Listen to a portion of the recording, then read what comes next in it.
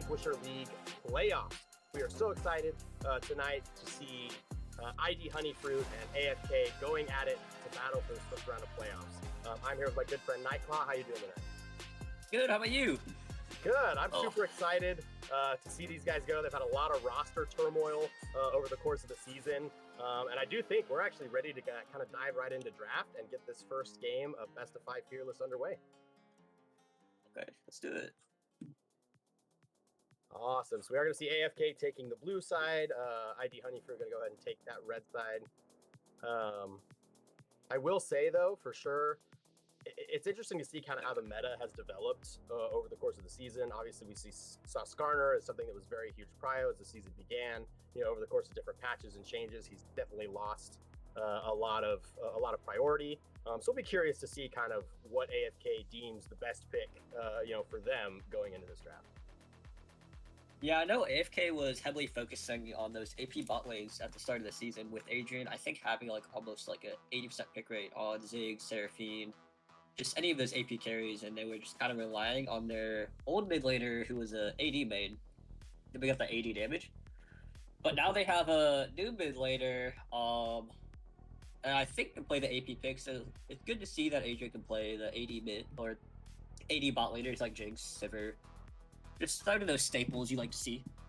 Absolutely. And of course, Jinx still being one of the best neutral AD carries to pick, being banned out by ID Honeyfruit, not willing to give over the star carry and Adrian. We are going to see Varus locked in, another great neutral AD carry. Not a lot of bad matchups. So definitely something pretty nice to see. I will be curious. I know the on-hit DPS build has started to see a lot more play. Looks like Ashe going to be the answer first from ID Honeyfruit here. Yeah, it'll be interesting what Adrian goes on this Varus. You can build Varus two different ways. The on-hit, that's becoming a lot more popular, or the lethality, which is sort of like I'm gonna hit you and you're gonna die. Yeah, for sure. Especially into an Ashe, lethality is definitely a viability here. Absolutely. You know, we do see Wukong locked in for ID Honeyfruit. Wukong, Xin Zhao by Xin Zhao, as we see, going to be the answer. Some of the big core junglers that we've seen come out throughout the split. I think you're right. I think that lethality build does have a lot of pressure, depending on how these team comps build. Nami going to be the lock-in to go in here with this Varus. So in your opinion, if you're seeing this as ID Honeyfruit, what support do you want to pair with this Ashe at the boss side? If it were me personally, I would just go ahead and lock in a Nautilus or Leona and just say, hey, I'm going to get right in your face and see if they can 2v2 you down there. Yeah, we are going to see Vel'Koz locked in. Maybe getting some of the wild picks out of the way here in game number 1 of Fearless. The lethality Varus looking a little bit more viable as the draft goes on. We are going to see mid laner bans from the side of IDH, Aurora being banned out, Mbessa taken away from AFK. Of course, that great dive potential, really wanting to protect that immobile AD carry that they're going to have. Talia going to be banned away from the side of IDH. Definitely interesting. Obviously, the zone control that those two champions can give is very good. Akshan, we do know that Philly B does play a little bit of Akshan, so they could see that Vel'Koz going as a support Vel'Koz per se, but we'll have to see how it shakes out here. Definitely. I think the Talia Aurora ban would just super comfort bans for AFK's mid laner. I know he plays those champions a lot. Okay.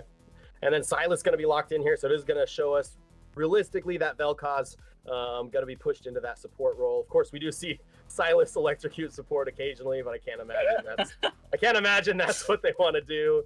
But you never know. Ooh, Cassiopeia, a traditional counter picked out here for the side of Billy Rat. Actually, it's not the name in game, but he goes by Billy Rat here on the side of AFK. And then Sion going to be our blind pick for the side of AFK. What do you like to play into Sion? Oh, well. Oh, an Urgot. Urgot it is. Yeah, that was pretty quick. Seems like Fozzie Bear, knew exactly where he wanted to go when it came to that. So looking at these drafts, I mean, give me your rundown here. What, which draft do you like and why so far? I think both have pretty good win cons. AFK can go to lethality Varus. It blows up almost all of their team if it does get enough damage. But on the side of IDH, I'm assuming since they locked in the Urgot almost instantly, it's a really good counter into Sion. And then if you get that Urgot online with 6 grubs, the side split Urgot in a 4-1 top can absolutely go crazy. Just knocking down towers like it's nothing. So I definitely think both teams have different win comms, but if it were me, I'm gonna put my money on Adrian this game. Okay.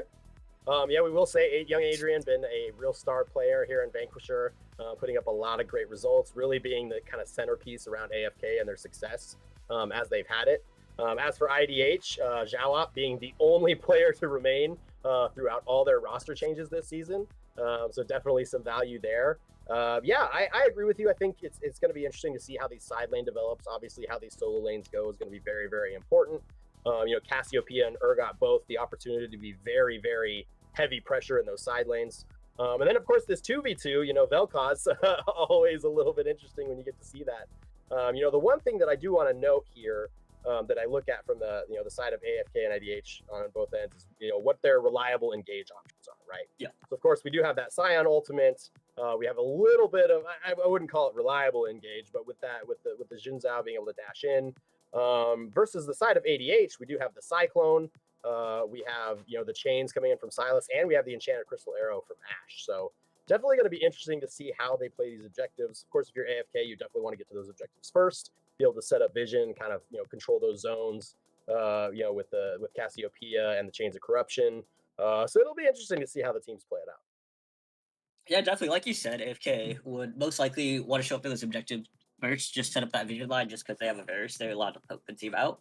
But that could also be said about IDH too. They have a Vel'Koz, they have an Ashe, they have a Silas. If they get that vision line first, that Vel'Koz can do massive amounts of damage, especially to Cassiopeia, Anami, Averis. But realistically, the only engage I could see AFK doing is Scion with just R'ing into their team, or Xin Zhao just plowing in and just hoping he doesn't get blown up within the first 3 seconds of the fight.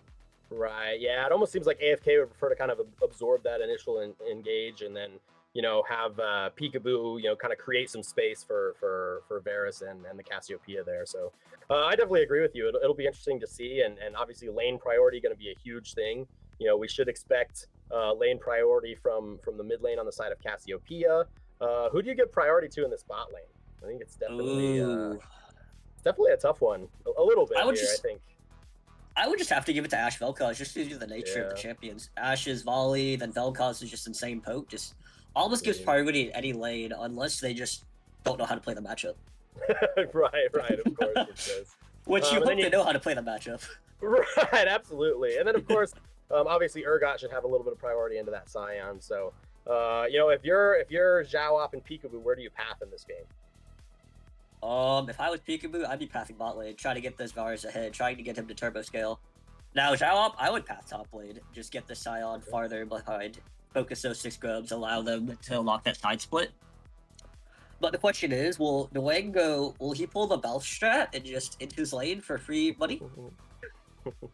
I don't think we've seen that much in the league so far, but that doesn't mean it's not going to happen, right?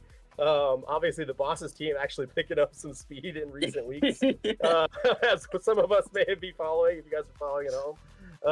But yeah, I don't know. I personally prefer tank Scion, but I will definitely a little more traditional, enjoy the front to back team fighting style, which is a little less capable with full lethality Scion, I guess.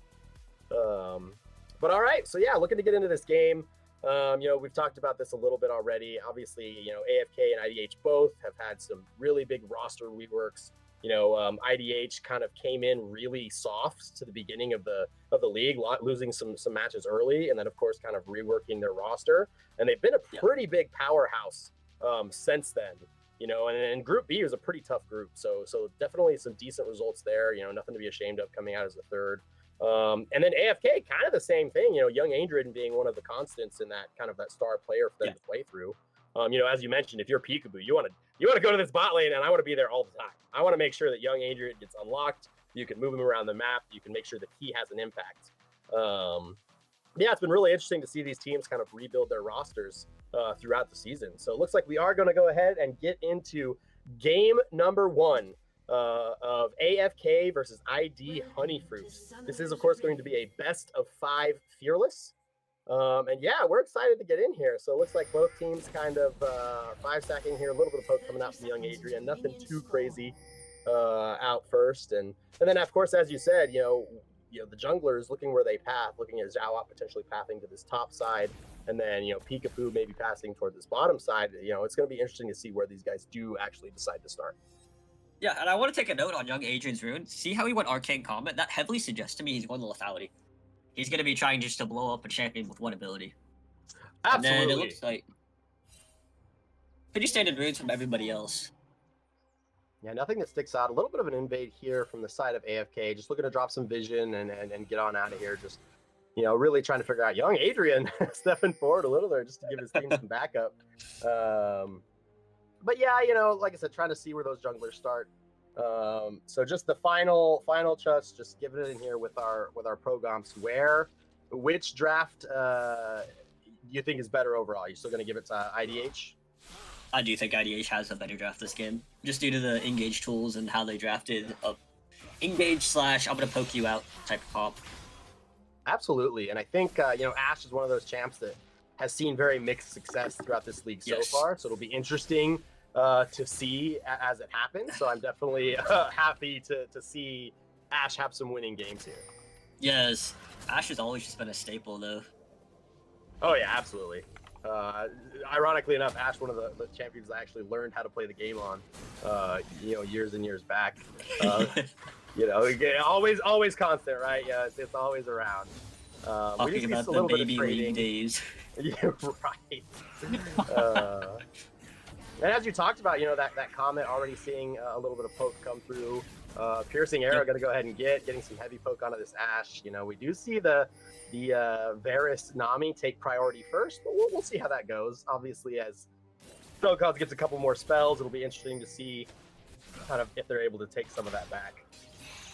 And then it looks like both junglers are going to go ahead and path towards bot lane here. Yeah, and our Pro Comps draft score, some heavy trading here in the mid lane, but Philly B going to back off that poison ticking on him. But yeah, Pro Comps giving them a very, very close draft, slightly favored in IDH. So definitely good call there. Ooh, a little bit of damage here. Fozzie Bear got to be very careful. Definitely not a great place to take that full damage Q there. Yeah, both junglers pathing bot lane. I mean, it's definitely going to be interesting to see. You know, one of the things you do tend to look for, you know, in those bot lanes traditionally that we see is a lot of that setup that really both bot laners don't really have. I mean, you have some slows coming from Vel'Koz and Ashe, and obviously as we hit level 6s, we get some more options, but you know, not some traditional setup when we think of, you know, Nautilus or any of the hook champs or Leona or any of those type of engaged champions. Definitely. I think the only way they do a 2v2 is if one of them missteps, and like that, you hit a knockup on the Vel'Koz E, or you get a Nami bubble. Just that, like, absolutely. 1 second of CC is that only chance of engage there. Nope, I absolutely agree with you, and you know, it'll be interesting to see. Obviously, you know, Peekaboo getting a quick route there, actually opting to take that Scuttle Crab early, and then resort over to his Krugs there. You know, Zhao going able to get some vision. Oh, we do gotta have a little bit of here. Zenthira able to just get out in time, having to use that heal summoner spell. Like you said, getting hit by that Nami bubble or anything in that. Oh, Zhao here. Gonna get in here. Who's gonna miss the chain? Flash forward. Oh, he's gonna get out of there. Bradlett looks like he's still looking to fight here. That passive. It's a little dangerous. Just trying to get something back for that.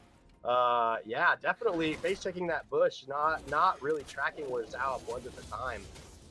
You know, that's a mid laner flash. That's a cooldown that we need to keep track of, because, you know, if you're the side of looks like here. Oh, Bradlett's going to get out just barely. Peekaboo able to take the flash. He's going to take first blood for the side of AFK Honeyfruit. Looks like Peekaboo's going to stick around here just to help him get that wave pushed in. Wow.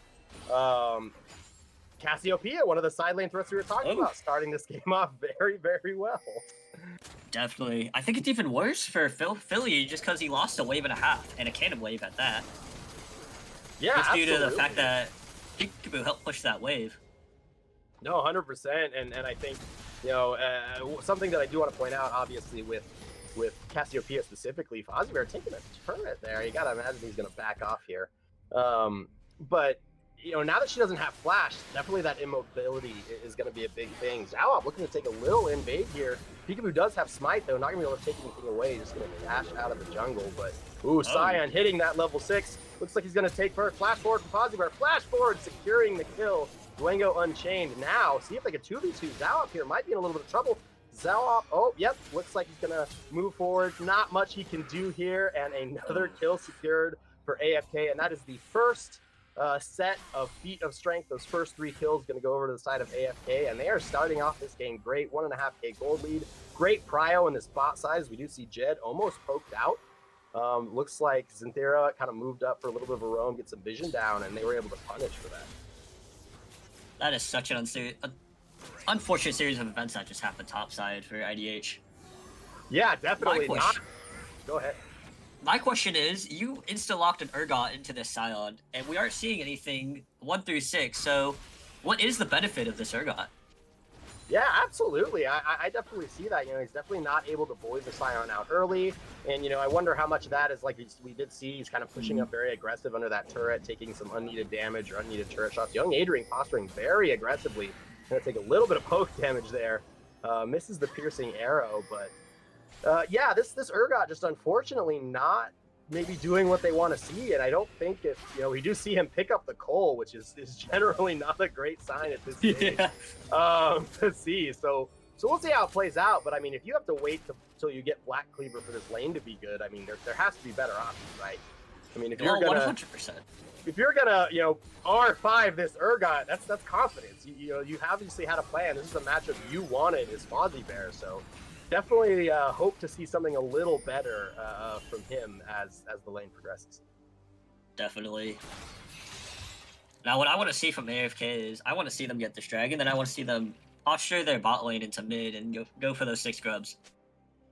Yeah, absolutely. And of course, something to note is that obviously Peekaboo did move in for that, and I will say, I think something that I tend to agree with you is I don't think teams actually do that enough. I think they kind of stick to their standard lane assignments and trade dragons for grubs, and I think that's fine. Yeah. But I agree with you. I think looking at those team comps, realizing just how valuable those grubs may be, they really do need to try to contest and get those as many as possible, of course. I personally think 6 grubs is just Thanos in any game. Sure. Just with the amount of voidlings you can spawn and how fast you can push your turret, I think it's the best option, especially if you're already grabbing the first dragon on your side. Fair enough. I could definitely see that. Of course, obviously unable to get the full 6 grubs, but I think 5 obviously is still definitely a great option. Although we do see, of course, AFK getting this first dragon, the Chains of Corruption going wide, Young Adrian kind of spotting Jed out a little bit here. Jed level 6, Enchanted Crystal Arrow going to lock in. Zhao moving forward, and that is going to be, the flash forward and the dash to secure. Second Cyclone. Young Adrian in a little bit of trouble here, going to flash forward and get out of that. Peekaboo potentially looking to re-engage, but going to be passed out. Yeah, at Ashe hitting level 6, of course, the Chains of Corruption went wide from Young Adrian earlier. And this is what we were talking about, those engage tools, Enchanted Crystal Arrow able to lock down Kexter, and there's one for the side of IDH.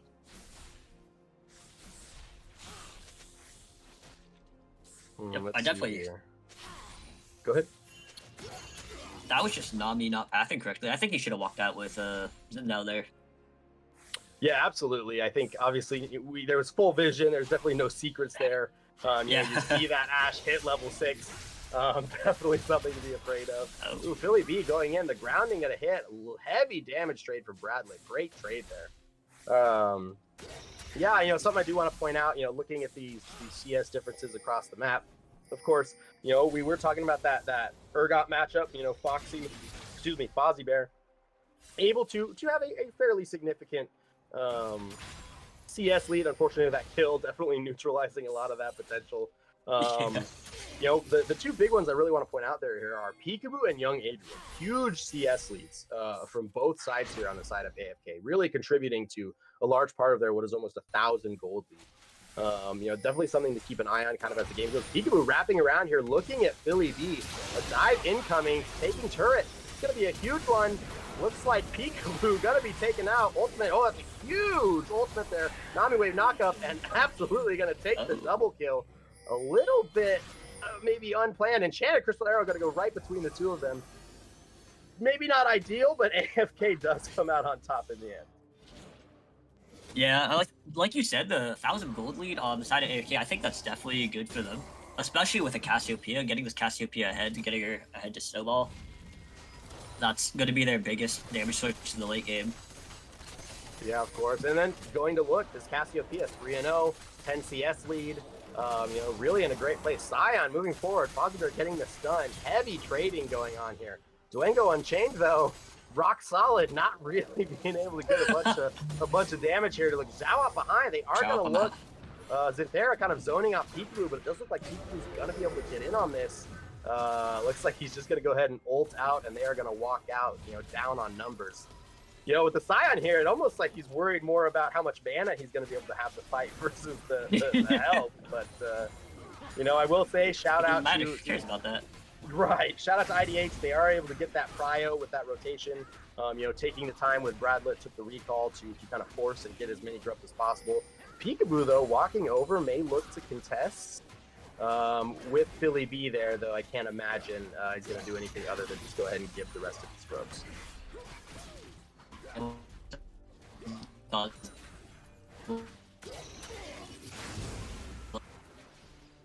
looks like we're losing you there a little bit, Nightclaw. No. Am I back now? Yeah, there it goes. Welcome me back. Okay. I think that storm that hit the southeast messed with the power recently. Oh yeah, definitely. Definitely sucks when that happens. I actually had my power go out on a cast a couple weeks ago, so understand. Ooh, looks like Foster gonna get this done. Duengo Unchained, you know, seeing how much damage that turret really can do. Might be in a lot of trouble here, though. You know, gonna get the stun off, but Fozzie Bear, is he just gonna be able to get out with that movement speed? Oh, we're gonna see a flat forward. Fozzie Bear not able to see it. Peekaboo dodging the petrifying gaze that was hijacked. He's gonna kick out with that. The tidal wave gonna block him back, and he is going to escape. Enchanted Crystal Arrow going completely wise. Oh, and the Vel'Koz able to secure that kill. Zinthera getting on the board. Fozzie Bear, though, coming in. Looks like they are just going to get pushed off here. Yo, maybe Bradlett looking to do something. They are going to get kind of wrapped around on here. Ooh, the bubble is going to land, and it looks like Bradlett. Ooh, going to get on the ult. Dashing forward. Cyclone, petrifying gaze going wide. Going to lock in and take down the mid laner on the side of AFK. Bradlett being knocked out by Fozzie Bear. Going to go ahead and get some gold in his pocket with that Black Cleaver completed. Woo, we have some fights going on here. IDH is not going to go down without the fighting here. Oh, man. You know, unfortunately, Scion able to get some plates on the top side. Ooh, young Adrian in a little bit of trouble. Zayap, of course, without the Cyclone here. Chains of Corruption going in. Looks like he's going to just trade. And he is going to get the 1-for-1 on Jed there. Young Adrian making the best out of the worst situation. You know, shout out to him, able to at least make that 1-for-1. And Peekaboo sitting here.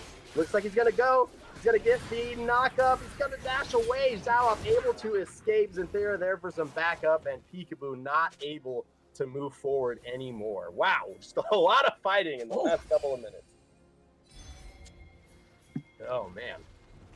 All right, if you're AFK, I mean, you gotta imagine that you're gonna throw everything you can at this dragon right now. You've got multiple laners on recall. You've got huge mid priority. Scion and Urgot doing their proxy versus catch the wave battle right now. So it'll be interesting to see. The one thing I will say is that Fozzie Bear does have TP. He does. He walked out then. Yeah, so it does look like, oh, Vel'Koz just gonna look to get some damage down, force Peekaboo to smite correctly as the jungler, and they are gonna go ahead and take that second dragon. It is gonna leave Ocean Dragon Soul up for us for this first game.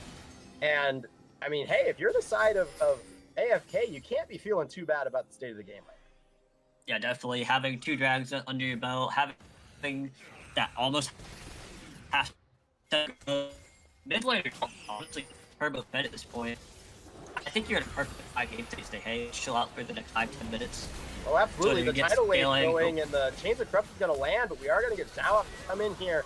Unfortunately, the rotation by the jungler just gonna stop that engage. That tidal wave going wide, not getting them as much time as they needed. Ooh, huge poke damage. We talked about that lethality Varus. Of course, he does have the Ghost Blade completed, looking to complete the Mana Mirror next. He is already getting that huge damage out. So, of course, as the game goes on, I do expect to see that being a humongous threat. Look at this. This damage. I mean, he's already hitting quarter HP on these squishy members, so we'll see what's going to go on there. Looks like we do have a little bit of fighting in the mid lane, maybe. Nope, they're going to get out of it. Yeah, young Adrian, look at his Xanthera. Let's see, Xanthera's in some trouble. Oh, look at it there. Someone's going to take him out. Peekaboo going to flash out to get out here. Petrifying Gaze landing on Philly B here. Oh, Xanthera going to take it out with the ultimate. Oh, Philly B moving forward. Oh, this is going to be a tight fight, and Peekaboo is going to go ahead and pick up the kill on Philly B. Bradlet able to move forward and get that excessive damage on there, flashing forward. Big thing to watch out for, as we move towards these engages, and of course the Rift Herald being up, is that we currently have, on the side of AFK, Dwango Unchained flash about to come up, Texter flash up, and then on the side of IDH, the only flashes we have currently on is Xanthera. It's going to be a minute or so before we have any flashes on any members. So it'll be interesting to see if we can take advantage of this or not. But it does look like the AFK is going to move in here on this Rift Herald. Pretty uncontested. Zawat moving in here, but I can't imagine there's a lot he's going to do. Definitely. And Job's ultimate is still on cooldown. That's at least another minute before they have one of those primary engage tools. Whereas if you have Dwango, he has his ultimate. That's their only engage tool they have on AFK side. That's a realistic option there. Yeah, absolutely. The Enchanted Crystal Arrow is great, but obviously a lot easier to sidestep or get away from than that Cyclone, especially with the clone itself, kind of being able to sneak into those angles. And yeah, it'll be interesting. The kill score even, and IDH actually with technically a slight gold lead. But I don't know that quite telling the story of the game. Ooh, Dwango Unchained could be in a little bit of trouble here. Fozziger going to cancel his Q and take in the stun. He's going to go ahead and R out. We're going to get a dash forward by Salop.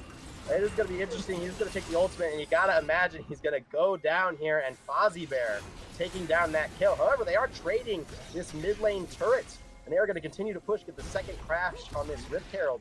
And they could be looking for more, but Philly B. Yep, looks like that Enchanted Crystal Arrow is going to go wide. We do have Zhao coming on the flank. Philly B moving forward.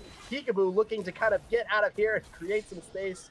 Looks like they are going to go ahead and get out uncontested. But yes, as you said, Beats of Warfare secured from the side of AFK.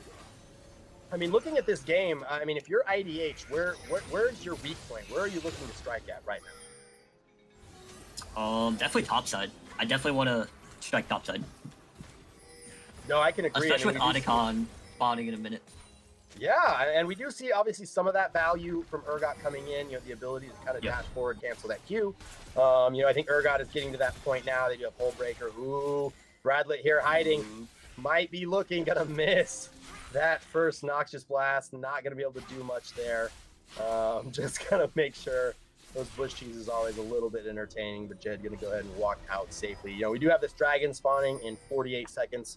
Of course, if you're the side of AFK, this is definitely something you want to look at, but IDH, of course, going to have the first look in the room. Both top laners do have TP. This could be a full 5-on-5 fight for this dragon. Yeah, absolutely. And like you said, I really do want to see them get young Adrian involved, maybe a little bit of CC and kind of trying to burst one target, make that a 4v5 if at all possible. Ooh. That poke right there, that's not even an empowered, piercing arrow, and it just already doing a lot of damage here. Of course, Fozzie trying to get some damage there on Dwango Unchained. Just kind of moving forward, trading pretty evenly overall.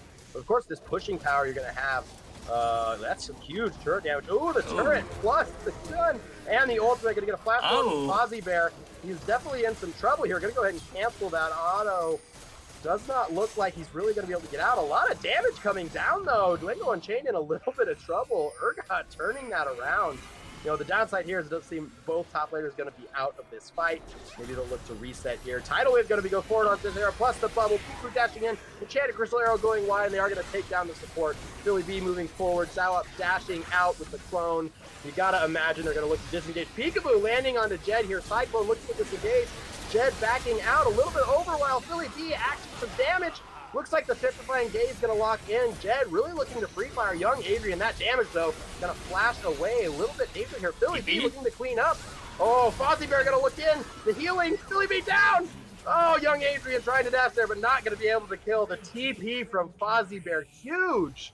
Not allowing them to continue that fight. That looks so good for AFK.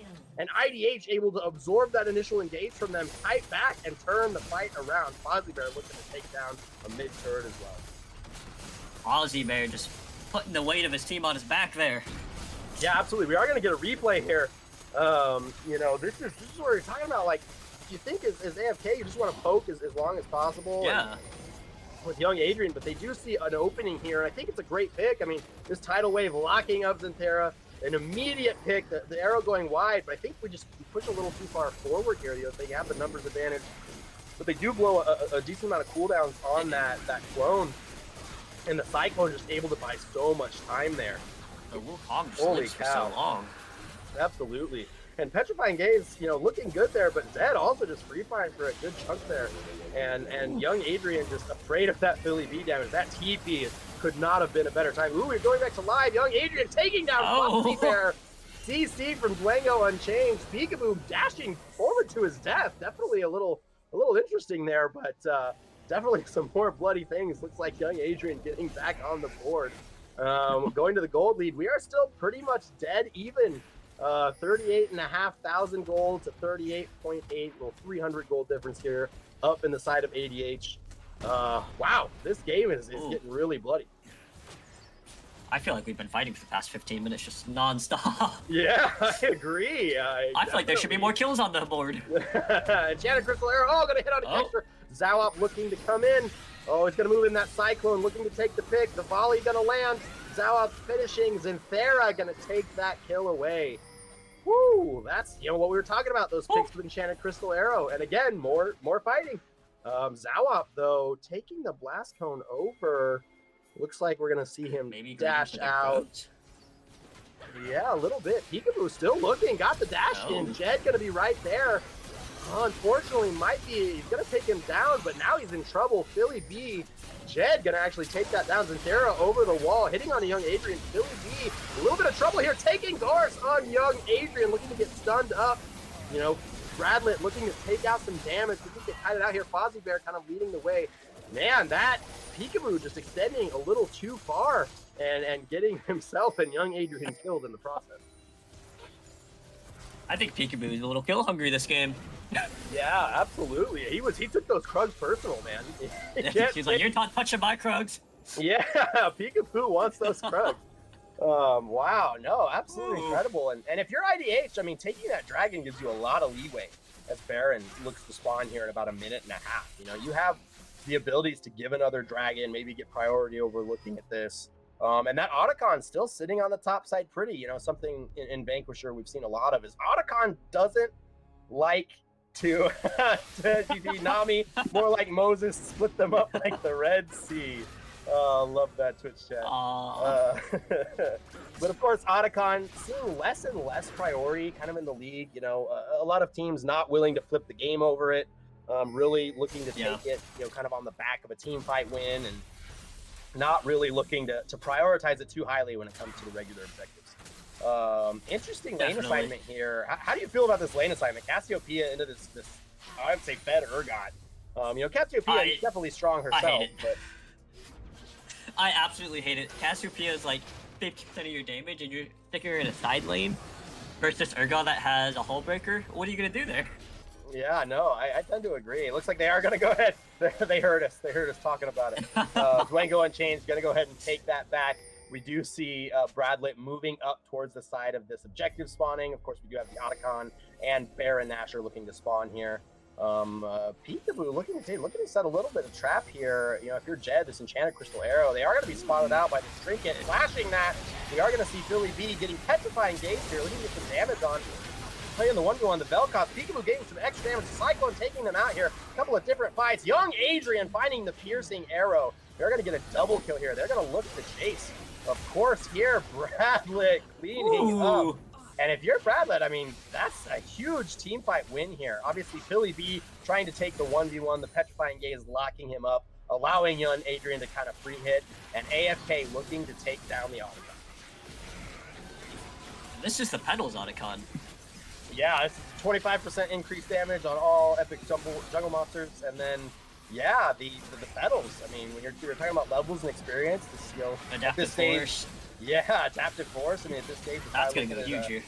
Oh, absolutely. Looking at about a half to a 3/4 of a level with all these Petals, so definitely something to kind of keep our eye on. Is, you know, young Adrian, for example, already a level ahead, looking to kind of push that lead up. We do see the level tick over for Kexter there. But yeah, I mean, another objective secured by AFK, and that's going to push them just about a 500 gold lead at this stage. Dragon spawning in 22 seconds. Yeah, definitely. And I think you definitely have to look at where your gold is now between IDH and AFK. You have Adrian and Radlet with most of your gold, most of the damage on the team, and then you have the Fed Urgot on the side, which is 3k up on the Scion, but you're sticking him in a side lane with Hullbreaker. So these team fights, these 4-on-4s, in reality, AFK have a good 3k over anybody that shows up if it's a full 4-on-4. Oh, absolutely. I mean, I think it looks like Zawa going in and realizing quickly that it was the wrong call.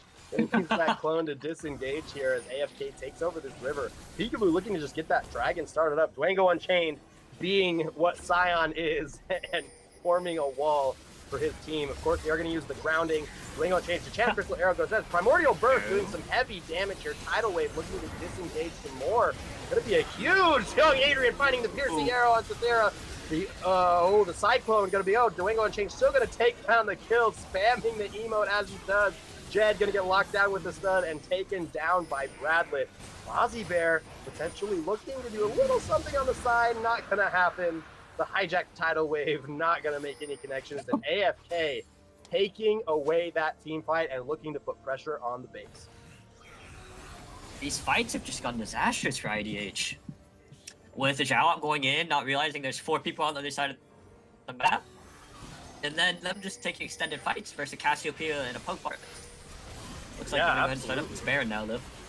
Yeah, I mean, Jalop's still dead for another 5 seconds. I mean, this should be pretty uncontested. We do see, you know, our Vel'Koz here pathing that way, but not going to get there in any great time.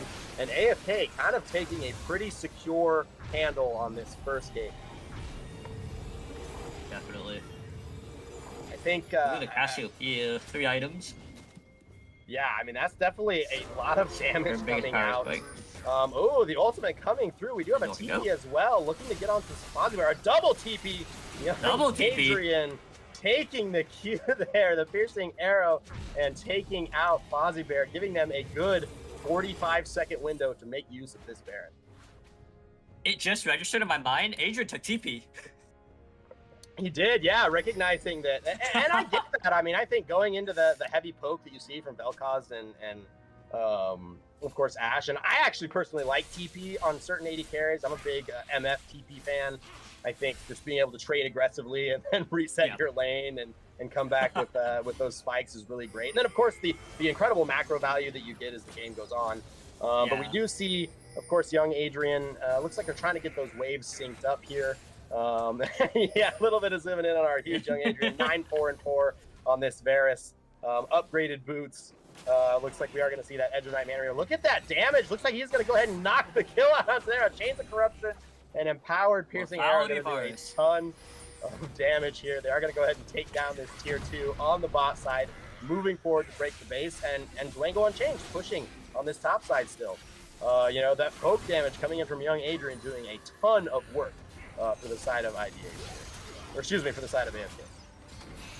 Now, does Ashe do anything to Dwango, though? No. Especially with the Sunfire and Thornmail on board. Oh, the Tidal Wave looking to connect here. Peekaboo looking to go forward. The flash immediately from Philly B, realizing that if he gets connected on, he is going to be dead. Man, I mean, AFK really, that last fight really taking over the game for them, and they're just looking to run away with it. Dwango Unchained, as we said, Jen, down 3 levels and not really able to do anything. You know, 3 Ardor items, rock solid, plus that. Looks like Bradlett coming here, gonna get stunned up. The Ultimate Poseidon going completely wide. Petrifying Gaze, not gonna matter. Primordial Burst, the Fozzie Bear taking him down. Dwayne Unchained able to fast over. Oh, looks like the Enchanted Crystal Arrow gonna lock down. Peekaboo's gonna be able to get away, but Dwayne Unchained's also gonna go down here. And AFK running for their lives right now. The bubble gonna lock down, and looks like it is going to get them their escape. Good couple of kills picked up from the side of AGH. You got some good shutdowns on that Cassiopeia. Absolutely. Yeah, like... Does anybody realistically kill Dwango if he's not under a turret? I think a turret has done more damage to Dwango than anybody has on this game. Absolutely. Zalop coming from the flank. Philly B connecting with the chains. Kexter flashing away. Young Adrian, Chains of Corruption going wide. Looks like he's going to dodge the chains there. Looks like Peekaboo coming back in. Tidal Wave looking to re-engage. Going to lock them up. Philly B missing the chains. Zalop going to be taken down by Young Adrian. Jed in trouble here. Taken down by Peekaboo. And they are going to be looking to push in on this other turret. Absolutely unfortunate disengage. They took that fight for way too long. Young Adrian just saying, hey, you can't kill me. I'm just going to kill you instead. Absolutely. It looks like they are going to go ahead and take down this other inhibitor with the dragon now spawning in 45 seconds. You got to imagine that is going to be an Ocean Soul going over for the side of AFK. Oh, that Styon is not dying with an Ocean Soul. No, absolutely. He's gonna be like you said, a moving wall. Yeah, you know, Dwango Unchained really fulfilling his role here, able to put pressure in the side lanes, and then really, you know, in the one team fight he was a part of, in which they ran away with the game, right? He was able to stand in front, create a ton of space, absorb a ton of damage and cooldowns, and really made no difference. So you got to imagine that's going to hold true here. And I think we're getting to the point now where even as Scion, or as this Urgot, I match the Urgot. Yeah, I would be a little worried. I mean, you know, Titanic Hydra not quite finished. And of course that Black Cleaver does do a lot of work, you know, a slight level lead here for Fozzie Bear, about half a level. But, you know, if you're Dwango, I mean, even if Fozzie Bear does kill me, I mean, he's taking forever. The dash not going to make it work. Not even through the shield of Dwango Unchanged until right now. That trade not going in Fozzie Bear's favor. Of course, the Hull Breaker giving a little bit down. Look, he's going to catch him on the dash again. Holy cow. It is definitely, as we said, you know, if you're Dwango here, you're not really afraid of Fozzie Bear too much anymore. I don't think you're afraid of anybody on that team anymore. Looks like we're going to get a recall here. They are pushing heavily here on the mid side. Dwango Unchained's not going to see that or stop it.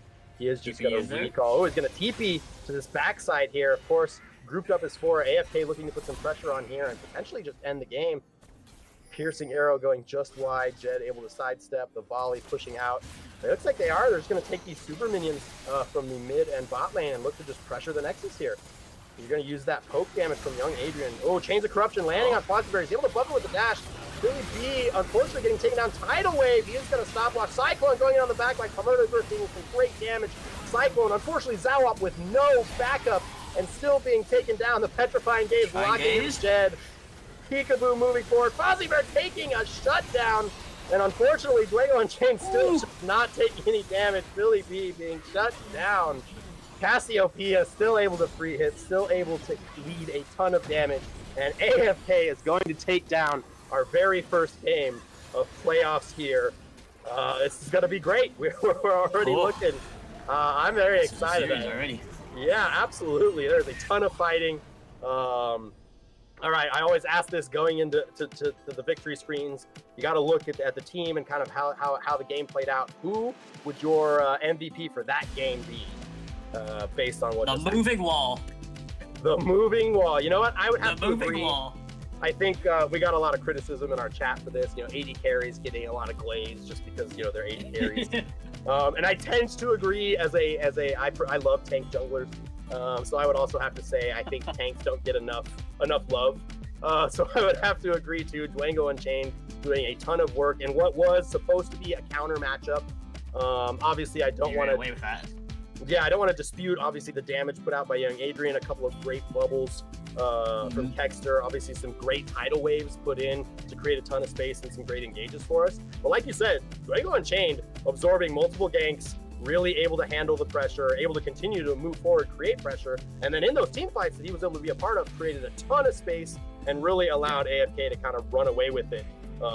You know, take the dragon into a Baron, into some inhibitor turrets, and ultimately run away with the game. So no, absolutely exciting. I'm very excited to see what game 2 is going to look like. Yeah, with game 2, I mean, what do IWH do? They got the game 5 counter. They got the Urgot into a silent matchup, and quite honestly, Urgot did nothing. Other than that one TP where he got a triple, and then he just sort of ran around the map, unable to answer anything. Right. No, I agree. I think if you're IDH and you're going to give that R5 counter pick you to Fozzie Bear, you've got to find something that really makes an impact in lane and gives you that advantage or gets you the priority. And they did get grubs. They did have some priority to get grubs. I don't want to discount that. But as the game went on, Dwango Unchained just, what do you do? I mean, they didn't have a lot there. Yeah, Philly B not able to put out nearly enough AP damage to be relevant. They did have the Vel'Koz again, not able to put out enough damage to be relevant. Primordial burst from the support, just not the level you want it to be. But yeah, it'll be interesting to see how they adjust. And of course, the best thing about Fearless, we won't see any of these champions again. That's it. So as you said, young Adrian seems like he's moving away from these AP bot laners, as of course the bans are going to come through, and then we have Ashe and Varus already taken away. What is he going to play as this pool goes on? So I hope I get to see a Jinx. Absolutely. I mean, Jinx, you hope at some point it's got to go through, right? I mean, at some point somebody's got to play it, unless we really start seeing the extra things. I know we have a lot of fans ask that we want to see Nyla and some Twitch gameplay and some other options. So we'll see, a couple of Samira fans out there that want to see Samira get picked and some crazy things like that. So we'll see what happens. But it's going to be a great game 1. We're going to take a short break and we'll be back for game 2.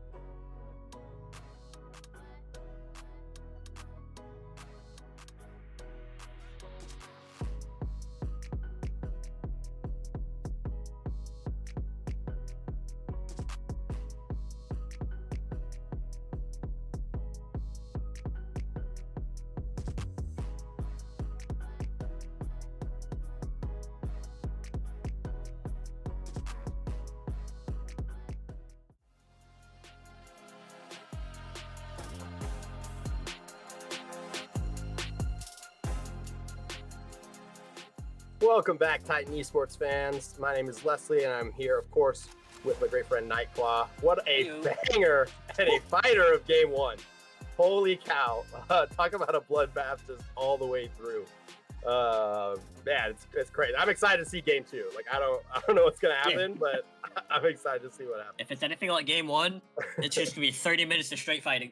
Hey, at least it's entertaining, right? I mean, we can't ask for much more than that, so... as is a Titan tradition here, we are going to go ahead and look at, we do KMK as one of our favorite segments here in production. So we are going to go ahead and look Kiss, Marry, Kill. We do have Spirit Blossom Vayne, Fairy Court Seraphine, and then Majestic Empress Morgana. Bonus points. We'll have production check the chat, but bonus points for anybody who guesses the theme of these skins, why they were picked. So we'll see what happens, but of course, Vayne being the number one target when it comes to being killed. Not a lot of Vayne fans out here. Nightclaw, walk us through this. You want to marry Vayne? Okay, so my reasoning on Vayne is, I think she honestly would be the most fun to marry, because she's obviously like a huntress, and then you don't know what else she can do. Fair enough. I think she just gives the most widest range of things you can do with her.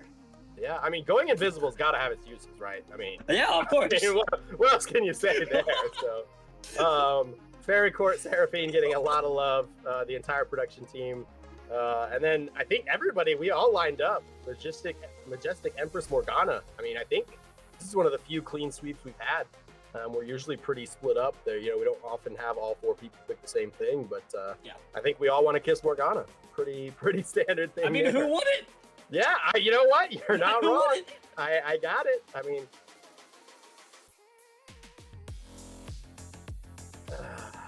that's fair. I mean, I think there's definitely a good argument too. That's who I want to kiss because I don't want to kiss the others. I get that. I totally get that.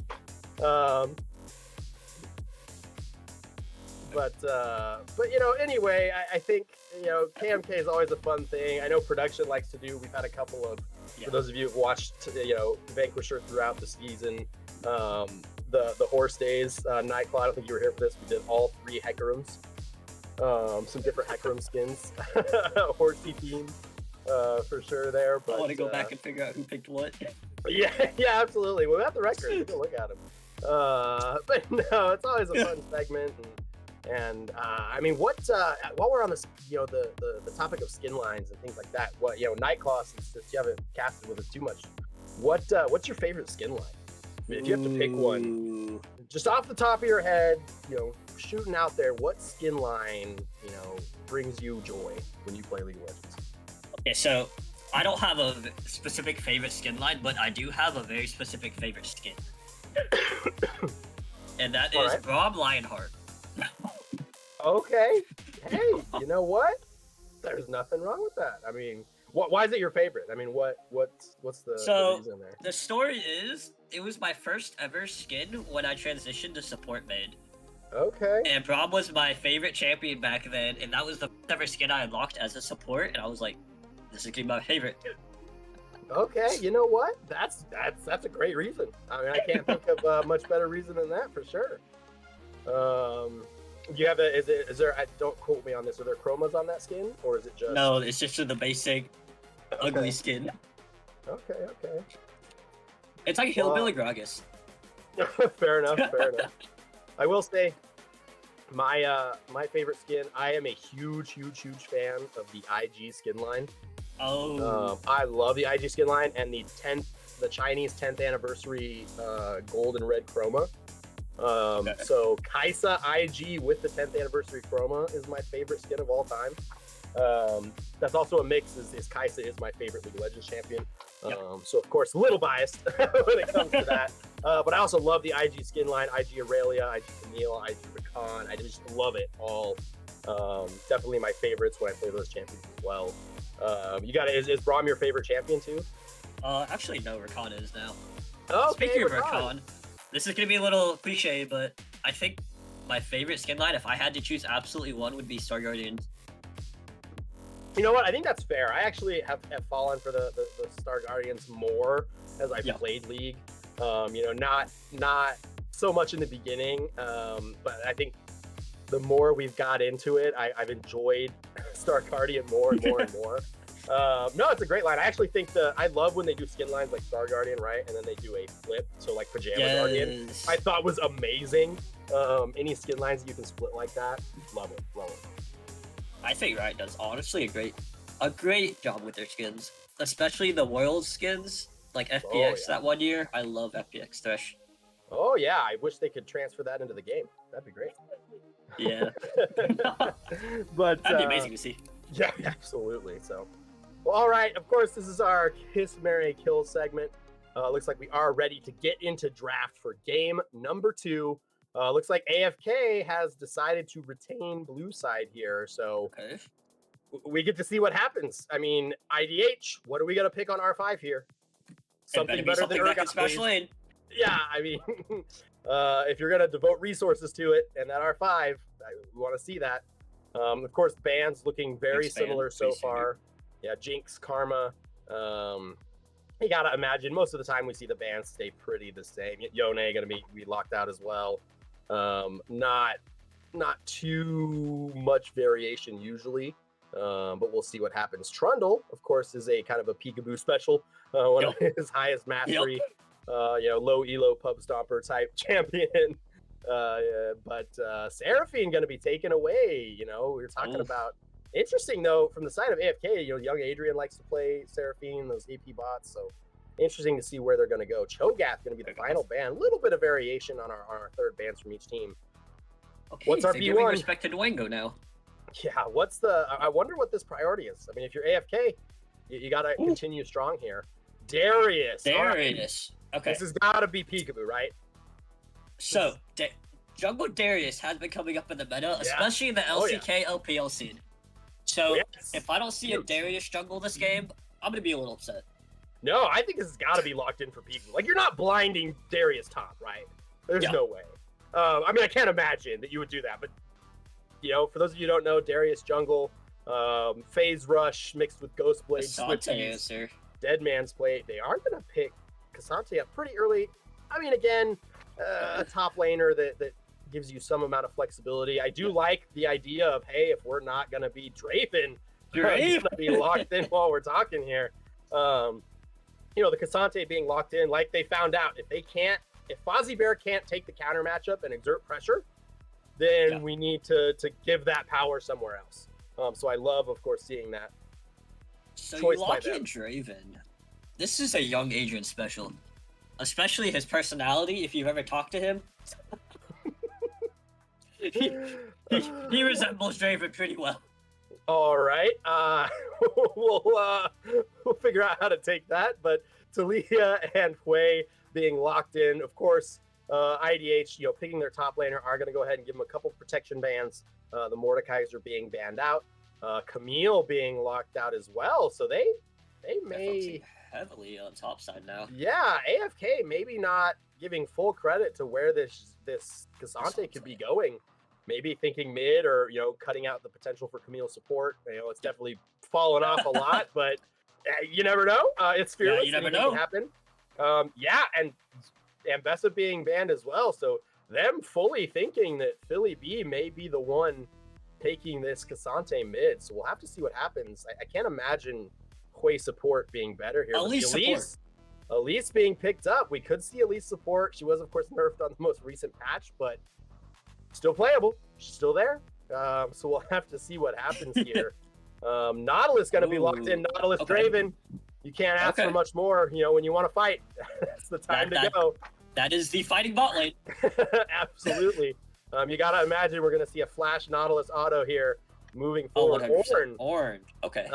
This should pretty much secure Darius jungle for us.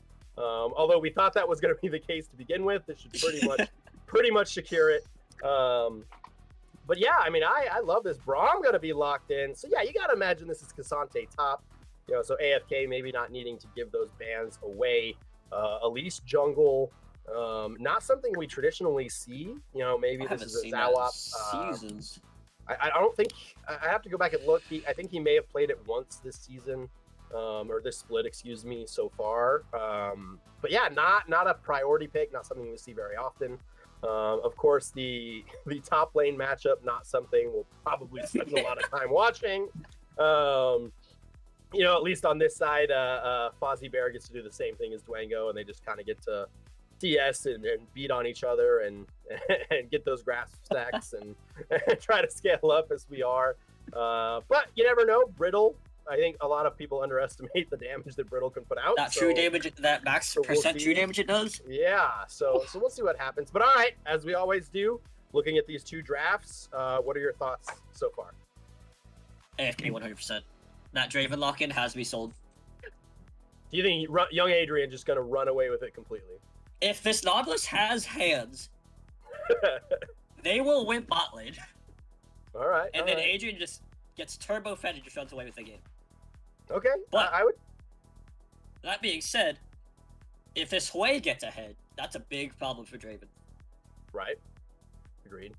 So, of course, if you're AFK then, if you're Peekaboo, I mean, Draven, a very, very high priority jungler right now. Definitely somebody who likes to look to invade and kind of get that lead and bully that enemy jungler. Of course, Elise, somebody who wants to go into a lane and make an impact as well. So you got to imagine, I mean, if you're both teams again, we should see them pathing bot, right? I mean, nobody's pathing to this top lane, right? I mean, there's no way. Never know. There should be no way. You never know. I mean, maybe Dwango Unchained MVP again, right? This orange is just gonna Dwango goes kind of this game. Down. Yep. He one-shot everybody on the team because he's so fed. Yeah, absolutely. No, I personally, as a jungle main myself, I have been playing a little bit of Darius recently. It feels pretty oppressive in most matchups. You know, he's getting nerfed on this next upcoming patch. I was like, I thought they just nerfed him. Patch comes out tomorrow, so yeah, soon, very soon. So you Darius players out there, enjoy this, because this might be the last you're seeing of it. Obviously, just nerfing his clear a little bit, because it's pretty crazy right now. And Ghost Blade plus Swifty is really helping you out with a lot of the kiting problems that we tend to see with Draven. Although I will say, Hui, definitely not a favorite to see on the side of Draven. Or excuse me, on the side of Darius. Not somebody you want to see. Hui being able to create a ton of space, having some peel tools, having that CC, you know, even the slow on the ultimate, definitely something to keep an eye on. But I would tend to agree. I think how this bot lane goes out is going to be huge. And I always love to favor the teams that have reliable engage.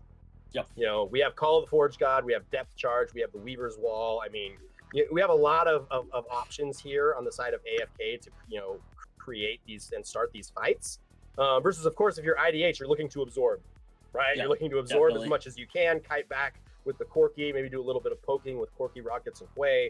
So yeah, we'll have to see what happens. I'm definitely interested to see, but I'm with you. I love AFK's team comp. I love that style of team comp. I think having that go button that's very reliable tends to put you in a more advantageous position as the games go on.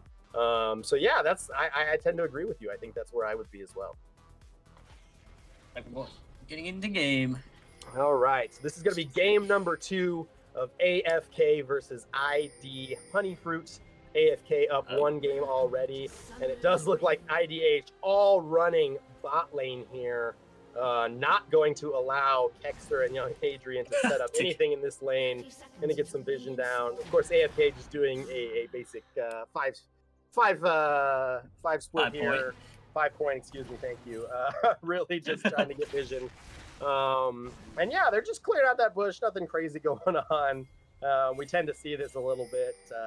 IDH has done this in quite a few games. They kind of run as a group as 5, and if we catch somebody, we catch somebody. If we don't, we don't. And of course, Bradley going to get some vision on those Raptors. Looks like they are going to look for another invade. Not necessarily going to see that they are going to be spotted out here. So you're going to be able to get that vision down, but shouldn't be able to get much else to happen. This is my first time ever seeing a Draven jungle game. I mean, Darius jungle game. How does that work? Really? Okay. Yeah, so, I mean, what we do like to see, looks like, a flash forward here, really looking to get on to young Adrian. Kexter looking to lock down Zhao up here. Peekaboo. First blood going to go down to the Braum. Young Adrian being shut down here, and the stun. Braum passive being huge. Braum double killing. Peekaboo looking to get on to Fozzie Bear. Bradley picking up a kill there. And of course, holy cow, feats of warfare already claimed. Absolute success here. And of course, we're seeing that power of Braum level 1 concussive blows doing a ton of work there, getting multiple stuns off. Absolutely huge. I mean, this is not what you want to start off as AFK. Disaster for AFK. Yeah, I mean, if you're young Adrian here, holy cow. I mean, luckily for them, Braum picked up 2 of those kills, right? It's not on Jed, it's not on the Corki. But still, definitely something to be very wary of. Although Jed gonna have to be very careful here. You're gonna imagine he's gonna be zoned off as much of this wave as possible while he's waiting for Zephyr to return the lane. Yeah, like you said, the only bright side to what just happened there, Rob got the 2 kills. Yeah, absolutely. Yeah. Go, you're half HP. Oh my gosh, yeah, this is huge. Tied on the top lane. We're talking about those brittle procs already doing a ton of damage. You know you know, he's got a couple of pots there from Fozzie Bear, so not all over, but that's still a lot already. And looks like we're gonna have a little bit of pressure moving, but of course AFK is still able to maintain the push. Obviously Jed kind of being by himself there for a minute as the Braum had to reset, but we'll see what happens as we go. It's actually gonna give IDH is favored. The favor. I think pro comps might have taken into account those 3 kills, right? Is that what happened here? Does it? No, it doesn't. But I think definitely interesting to see. I mean, I can kind of see it. I mean, obviously Braum can absorb a lot of that engage. We'll have to see how that happens. But again, I personally still got to favor the reliable engage.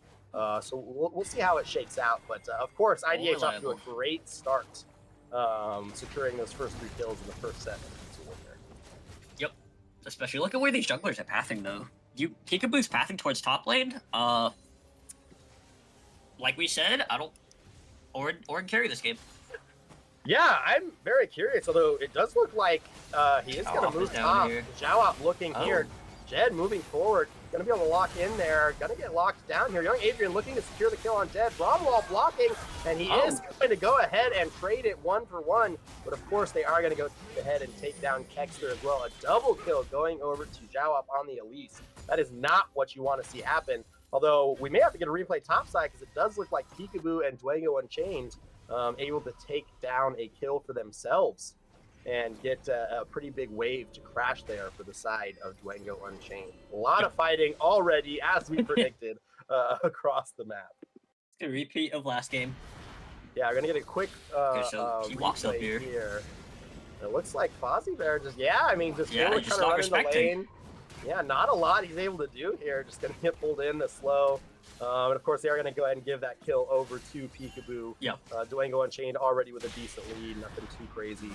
But yeah, this Elise already off to a huge start. Going to go ahead and finish clearing those camps. Obviously, Darius, with a little bit of a tempo lead just from the time that Zhao spent down there. But of course, I think they're willing to take that for the 2 kills received. Yeah, I mean, this is not what you want. On the upside, young Adrian able to trade a kill back. So he does get a little bit of a cash out. But Zawoff looking back down here. They may be looking, Jed moving forward, looking to see if they can get another pick.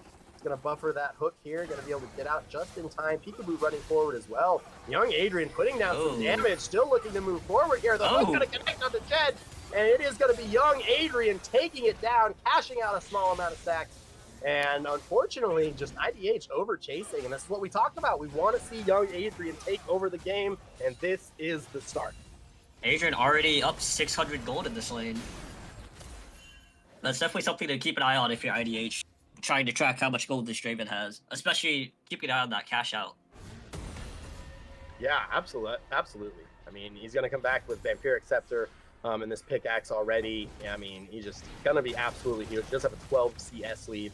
You know, those extra kills on Braum. You know, I do want to say, Kexter looking mid here, going to look to get, he is going to go ahead and get the knockback. The Fear also going on the Bradlet. So we do have a little bit going here. Philly going to be able to flash out and save Zenthira a little late on this rotation, but is going to come up just to ensure that he is safe.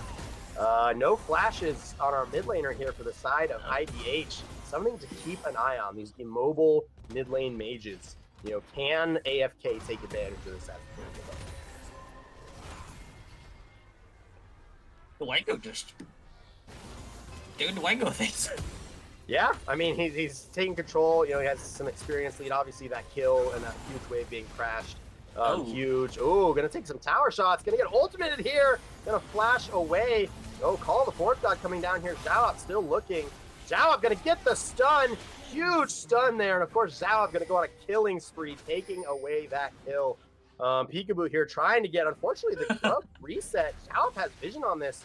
He might look to steal. Oh. He is gonna steal away that grub, shutting down any progression on the Feats of Warhair. And IDH making a much better look at the beginning of this game. Hook gonna connect here. Bromwall gonna come up. Not a lot of damage gonna be able to happen here. Of course, Brom great at absorbing those engages and able to kind of stop any movement. Young Adrian looking to put a little bit of damage down onto Jed. That's one auto attack. I mean, I'm with you. Young Adrian here, I mean, he's got some potential to really take over this game. So we'll see what ends up happening, but I definitely have to agree. I think that's how if you're AFK. Ooh, it's going to connect on a Jet here. That's going to be huge. Unfortunately, Braum able to kind of make some space, but Young Adrian going to go ahead and get exhausted. Zhao moving towards this bot side again. Done on the concussive blow. Zhao really able to connect with Young Adrian. Young Adrian looking to kite here. Young Adrian putting down quite a bit of damage with these axes. Got to be very careful here, but Philly B rotating from the mid lane. Zhao off, looking to connect here. Got to get their shut down by Draven. And unfortunately, wow, 2 for 2. I mean, if you're, 2 for 1. If you're the side of IDH, I mean, it's great that you did that, but I mean, if you're AFK, looks like Peekaboo just going to walk in as Anthera. Not a lot he's going to be able to do. Ooh, he's going to dash away. The flash going to get him caught.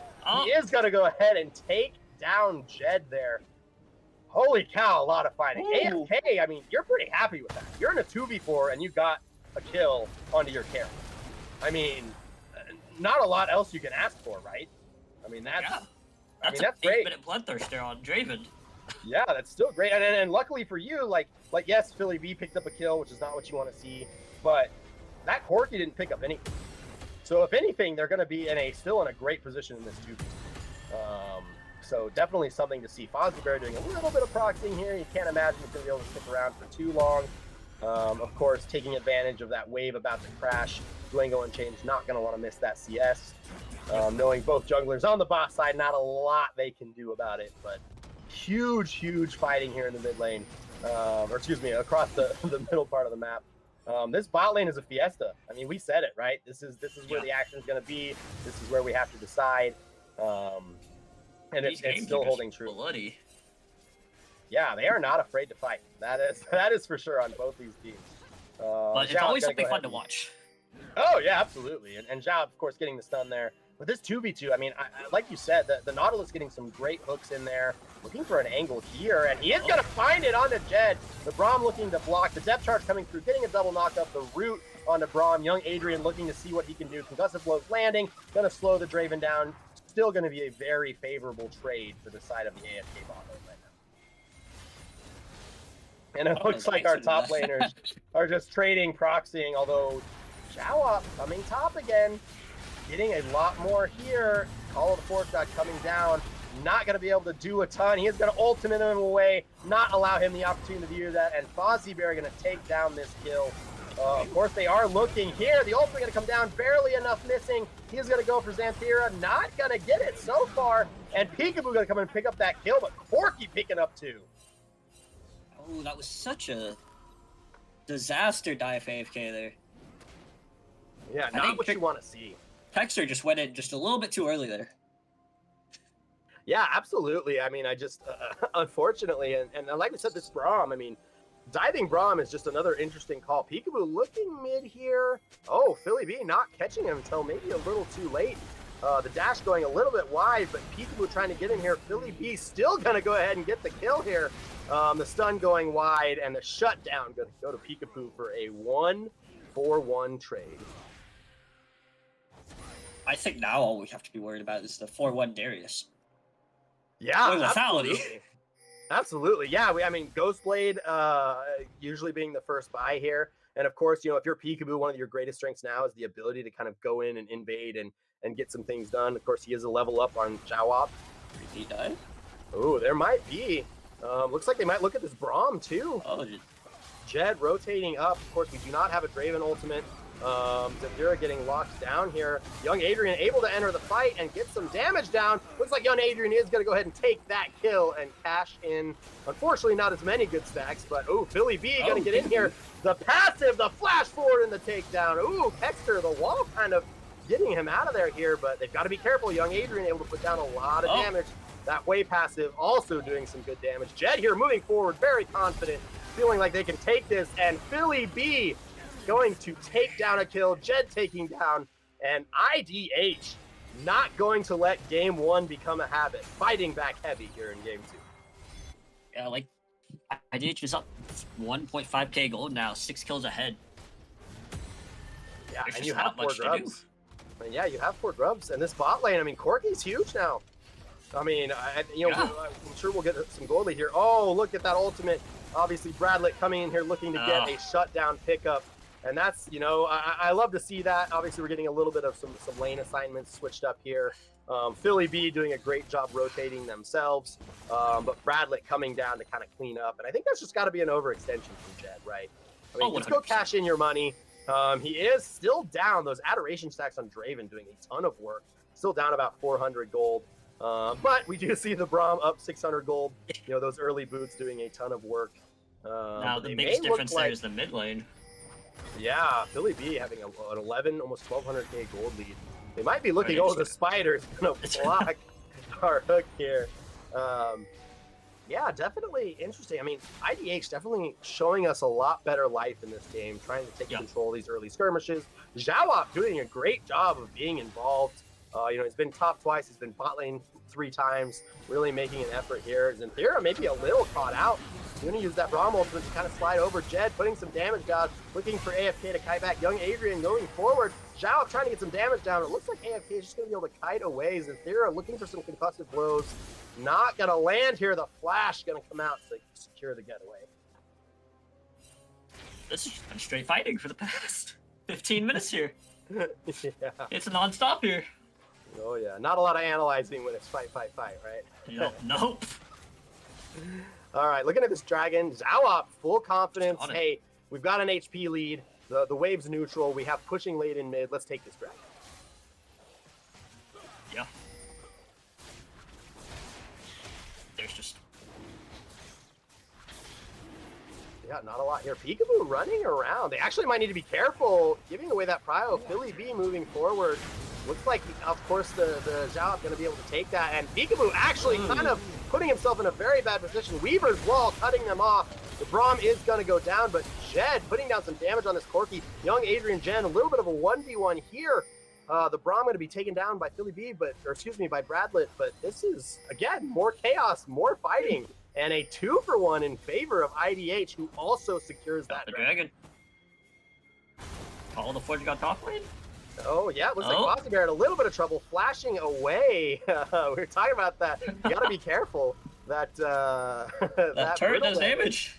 Yeah, that true damage, max health damage is doing some work. But Fozzie Bear in a much better position than how that started, He's been able, with some help from Xiaowop and that Elise, to kind of get back into this game. And now, again, being very competitive, maybe looking to do some killing under tower, having to flash away, and I would say a much better performance overall from Fozzie I think he took our criticism a little to heart. A little to heart.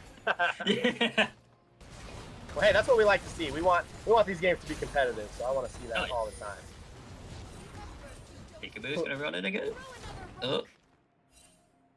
Well, and this is what kind of we wanted to see, because IDH actually the favorites coming into this series. And of course, if you only watch game 1, you don't think that at all. No, I mean, you think it was pretty close throughout a lot of the game, but when AFK found their lead, they just ran away with it. Ooh, the ultimate going to connect on the young Adrian as well. Jed moving forward. Looks like they are just going to go ahead and sacrifice Kexter on that Nautilus. Xiaowop going to pick up another kill there. Fully completed Leandri's. Moving forward, young Adrian, he might be in a little bit of trouble. Oh, looks like he does see him. It's going to stop that recall, and young Adrian might be in some trouble here. Xiaowop looking for the stun, gonna miss it, go sideways, gonna move forward, gonna go in, taking the turret on the side of here, gonna reset the turret aggro with Elise as usual, and they are also gonna take away this first turret, securing the feats of warfare. And we are gonna go ahead and see this traded on the top side. Of course, Fozzie Bear, not a lot you can do there. trying to get the ultimate across. He is going to trade 1-for-1 on the side of this Ornn. Humongous play from the side of Fozzie Bear. I mean, you're winning on both sides. TT Johnny, this Draven is so good. Well, we'll see what happens. I think obviously young Adrian is very talented and he's having an okay performance, but IDH is not going to let him go without a fight. Ooh, Billy B in a little bit of trouble. Hook's going to connect here. Depth charge going through. The ultimate going here on Bradlet, though. And he's going to flash out. Bradlet looks like he's going to be taken down by the minions. Going to be feared here. Kexter, Zhao up looking to go in. Jed also looking in. And this Kexter is, wow, just absolutely taken out. Zhao up now 7-1. And Philly B 6-1. This mid lane duo getting a ton of work done for IDH. Ooh, the Draven ultimate not quite connecting there. Yeah, this is crazy. We'll call the Forge God. This is a young Adrian moment, maybe. Oh, Braum, though, like we discussed, Braum just kind of shutting the Draven down here. Unable to make it happen. Peekaboo trying to get something done, but Draven running in 1v4, not able to get it done. I think just maybe expecting Adrian to try to do more, but the Braum really able to zone him off. Ooh, Fozzie Bear kind of looking, really making sure they don't push up too far here. And IDH, I mean, IDH sitting with a 5K gold lead right now, fully in control of this game. If you're IDH, you got to be happy right now. Oh, absolutely. And especially with what? Especially with the 5K gold lead and the leads you have on this way, the one person you do want ahead in this game, I think you're sitting pretty right now. Absolutely. And I think, something I do want to talk about. If you're AFK, how do you get back into this game? What's your avenue? Where do you start? Well, I think we need to stop engaging. I think Kexter, on every single engage he has done, it's either they get a double kill or Kexter just dies right off the rip. Yeah. I think agree. they need to stop fighting. I think they need to let the Ornn items come online. They just need to slow the pace down in this game, because right now, IDH are just running away with it. No, I would have to agree with you. I do think, like you said, your Ornn not really behind. I mean, he's a little bit behind, but not too bad as far as levels go. So, you do have a dragon, so there's no danger of soul coming. And of course, Baron now spawning at 25 minutes does mean you don't have to worry about that Baron, so you have some time to make that happen. So I don't disagree. I think try to get as much gold as you can where you can. If there's some side lane angles that are fairly low risk, obviously you look for those, but I agree, you do need to slow the tempo of this game down, because IDH has just been fighting, and running away with it the entire game. Looks like we do have Rift Herald summoned in the mid lane. A little bit of fighting here going on the bot side. Fozzie Bear getting the better of the trade here. Definitely a difference than we saw at game one. Zhao just soloing down this dragon. Looks like they tried to take down this mid lane turn, and it just wasn't enough. Yeah. I think it's honestly okay for AFK to give up the next drag too. Yeah, I agree. I think you give up too much. Ooh, looks like Adrian here getting a little bit of damage down. But again, this Braum absorbing so much damage. And we do see Kexter kind of moving in. Jed able to get out. This Braum is doing so much work here. Absolutely great choice from IDH. Those Braum shields, they have been the most clutch thing in this game, I think. Just blocking the axes, blocking basically everything that's thrown at them. Oh. Running in. Might be in trouble here. Call the portrait coming down. Peekaboo.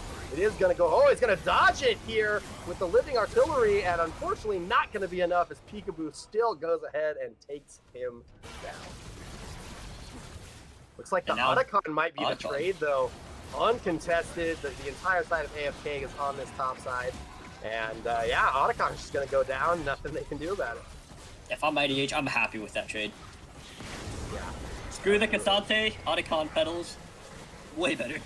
Absolutely. And of course, we talk about this, right? These tanks, being these low econ champions. The one silver lining if you're AFK is obviously you got a pick, right? There's some gold, and then you get that tower gold for young Adrian, right? I mean, he's your carry this game. He's the guy you need to get some gold on. So we do want to see that. But I think you're right. I really do just want to see them slow the pace down. And I think that's an okay way to do that, right? They give that objective that they aren't going to be able to contest in the first place. They get a pick, they get a tower. I mean, let's do that a couple more times. Like you said, I'm okay with them giving the next dragon as well. I think the only gray area of this is if they give over Baron, especially with the Hue Quirky artillery they have, I think they just push down turrets with Baron. Yeah, So absolutely. you definitely have to be worried about the setup Baron, as well as you have to manage the Kassad's Ooh, inside. he's going to go ahead and hear the knockback going to be hooked on the Zafira. Jed moving forward, getting knocked down by the hook here. A little bit of disengage with the depth charge, going to actually get a triple knockdown. Peekaboo flashing forward, going to get moved. The Weaver's Wall looking to pinch off, but of course, ooh, the double knockback, huge by that side. Jed getting some side on the side. Philly B's huge ultimate, so much damage going out across. Jed moving forward. Philly B feeling very confident about the amount of damage that they have left. I mean, that was a huge knockup by Bradlett, though. Definitely able to salvage that fight. But, I mean, when you're going even in a 2-for-2, unfortunately, IDH has more money. I mean, this is, I mean, when you're going a 2-for-2, it's what you want. But you've got to be worried here that IDH still have, you know, you can't fight this 2-for-2, right? I mean, they've got too much going on. Now they're going to be able to take over the jungle. But I suppose if you're AFK, getting 2 kills is maybe the best you can hope for in that scenario. And getting that shutdown onto one of your carries. Adrian's still up in gold. Yeah, despite those the being stacks 7 and 4. work. Yeah, like you pointed out earlier, I mean, that mid lane difference was huge, though. Philly B having an absolutely great game on Hue, 8, 2, and 7, almost 200 CS. Looks like he's looking to fulfill this death cap as soon as possible. You know, we got to imagine he'll get to that before this Baron is up. You know, it's a great performance. We do see Dwango Unchained level 14. I'm gonna start seeing those ornaments come through as time goes on. Peekaboo going for the pretty traditional. Looks like he is gonna go Force of Nature 3rd here, opting over the Steric stage that we traditionally see. I think that's pretty great. Obviously, Zhao and Philly B in great position. Ooh, looks like young Adrian Kexter might be in trouble here. Zhao looking to contune, hits the Kexter, but they do see the angle on AFK. They are going to get him scared off. You know, Dragon spawning in a minute, Baron spawning in a minute. What if you're AFK? What do you do here? How do you prevent this Baron? What options do you have to try to give yourself some more time? All right, so they could, when they take this dragon, they could either sneak this Baron, or I want to see them push heavily into the topside red vision and just set up that vision control, so you can know when they are doing Baron, when they aren't. And just do a little Baron dance for 5 minutes. Yeah, absolutely. I love that. And of course, we see IDH wanting to secure Soul Point, really pushing into this bot side, getting vision, getting set up. And we do see Peekaboo kind of snapping all the way around Fozzie Bear. Can Bradlett survive long enough? Looks like they will be able to. Looking to get a pick on Fozzie Bear once again. Living Artillery going to move forward. Fozzie Bear trying to dash away.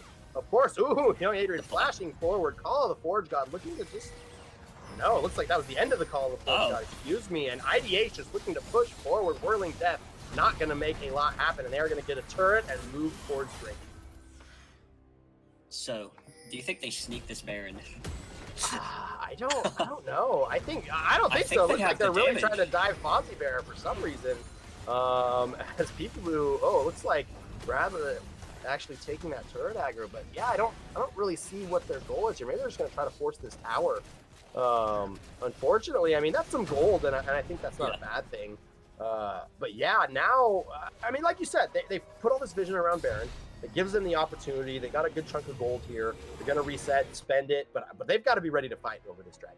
Oh yeah. You know, I think like we talked about the Call of the Forge God and the depth charge. We've got to look to get a pick. We've got to look to get a numbers advantage quickly, so that we can even think about contesting this pick. And I think they're looking at Hue right now. They're all Oh, no, I don't know about this. Looks like Zhao is moving towards that side, though, too. TP. And it looks like they are going to be able to get out. But we do have pings on the Baron, and it looks like the IDH bot lane and jungle are going to move towards it. And if you're AFK, you're going to be so behind on this. So behind. Now, the good thing is, Corki does not move. No, as fast as you'd like it to. You don't have a lot of options. We don't call the Forge God live. Born TPing in. Immediate call the Forge God moving forward. Sarah buying some space. Looks like he's going to get pulled in. Peekaboo getting some heal up here. They are going to take down this Braum. That's huge for this fight. Young Adrian flashing forward. Whirling Death just going sideways. Looks like the Baron hasn't quite reticked. Peekaboo trying to keep it alive as long as possible. Getting Xanthera picked there was huge. Fozzie Baron, Zalop moving in. You've got to be careful. Ooh, the Unstoppable moving forward. Double stun going down. Philly B taking a lot of damage. Young Adrian able to stop, but the ultimate taking him down. Living Artillery getting knocked back here, but Zalop looking forward. Jed on the backside looking at Kexter. Peekaboo and Bradlett really, really low here. Kexter's gonna get taken down. Oh, Jed with that last auto attack. Peekaboo gonna go ahead and lock down, but he's still really low. You know, I don't think you're gonna. You stopped the Baron though, right? I mean, this is. I think this is okay. I mean, you trade 2 for 3, but I think you stop the Baron, and they're gonna have to reset if they want to take there. And of course, Bradlett's still fishing a little bit here. Looks like they are just gonna go ahead and pressure this mid lane, regain prio, look to reset, and probably look to fight over this Baron once again. Yeah, I think AFK did a really good job there. I mean, I think they overstayed on trying to take the Baron once it didn't reset. But other than that, getting 2 kills and stopping that Baron was the best thing they could have done. Yeah, and I think it also goes to show, I mean, that just how much power that Braum has. Because as soon as Braum was out of the fight, that fight looked playable. I mean, it gave AFK a real chance. Looks like they are right back on top of this. And of course, they see young Adrian bot side realizing that's all the damage. And I mean, it looks like they're really just trying to burn this down. You know, Bradlett hasn't even reset yet. And I can't imagine they're going to be able to do much. Peekaboo running in and stealing! Absolutely crazy steal! Nobody shut him down, just Ghost Blade in and walks forward. Jed moving up. Weaver's Wall trying to get him with a flash. Dowop gonna get down here, knocked out, but the Cocoon going wide. Holy cow, an absolute heist by Peekaboo. Holy cow, and they're just pushing with this Baron. All of the members having the reset. This is incredible. Look at the gold lead. We're even. What? We're back to even. We're down 12 kills? What? This is crazy. Absolutely monster steal. Multiple turrets going down. A huge influx of gold going to the side of AFK. And holy cow, if you're an AFK fan right now, Peekaboo is your best friend. Well done. Well done. Oh man, this dragon spawning in a minute 25. Of course, soul point. If you're AFK, you definitely can't give this with that huge influx. You've got Baron for 2 more minutes. You got to imagine they're going to try to use that pressure in mid or top to give themselves some room to walk in towards this dragon. And if you're IDH, I mean, I still think if you play the team fights out right, you're having success, right? Nothing really changes, except you have to respect the gold lead is not where it once was. Yeah. But this Braum is still able to do so much. Yeah, like Braum, as soon as he's in that fight, that Unbreakable Shield, that just turns the fight. How much damage it absorbs from Adrian? Absolutely. It is the most influential spell, I think, in this game right now. Oh yeah, and we do have to keep an eye on Philly B also pumping some damage. Looks like Dwango Unchained and Peekaboo might be a little bit Cocoon connecting, but Peekaboo catching Call of the Force God. They may be looking to salvage this fight, but it is going to be canceled, and Dwango Unchained is going to be picked with 30 seconds on Dragon. That is not where you want to be. That is not something you want to be doing. 30 seconds into Dragon. Gonna be just wasted by young Adrian here. If you're Peekaboo, I don't know where he's going. They're looking like they still want to contest here. They see the reset on Philly B. They may look to fight here. Weaver's Wall still available from the side of Bradley. Looks like they're gonna go forward here, gonna get pulled in. Gotta lose that. The knockback being huge. Spider form dodging away. Young Adrian kind of getting the free hit. The Braum wall is down here. Zalop taking huge damage from young Adrian, getting shut down. Living Artillery in the backside. Young Adrian almost zoning off 4 members now that Braum field is locked down. Young Adrian absolutely saving this fight. Huge turnaround. And the shutdown here on the side of Xanthera. Face checking that brush. Kixter looking to get here. The fear from Philly B. Ultimate landing onto Bradlett.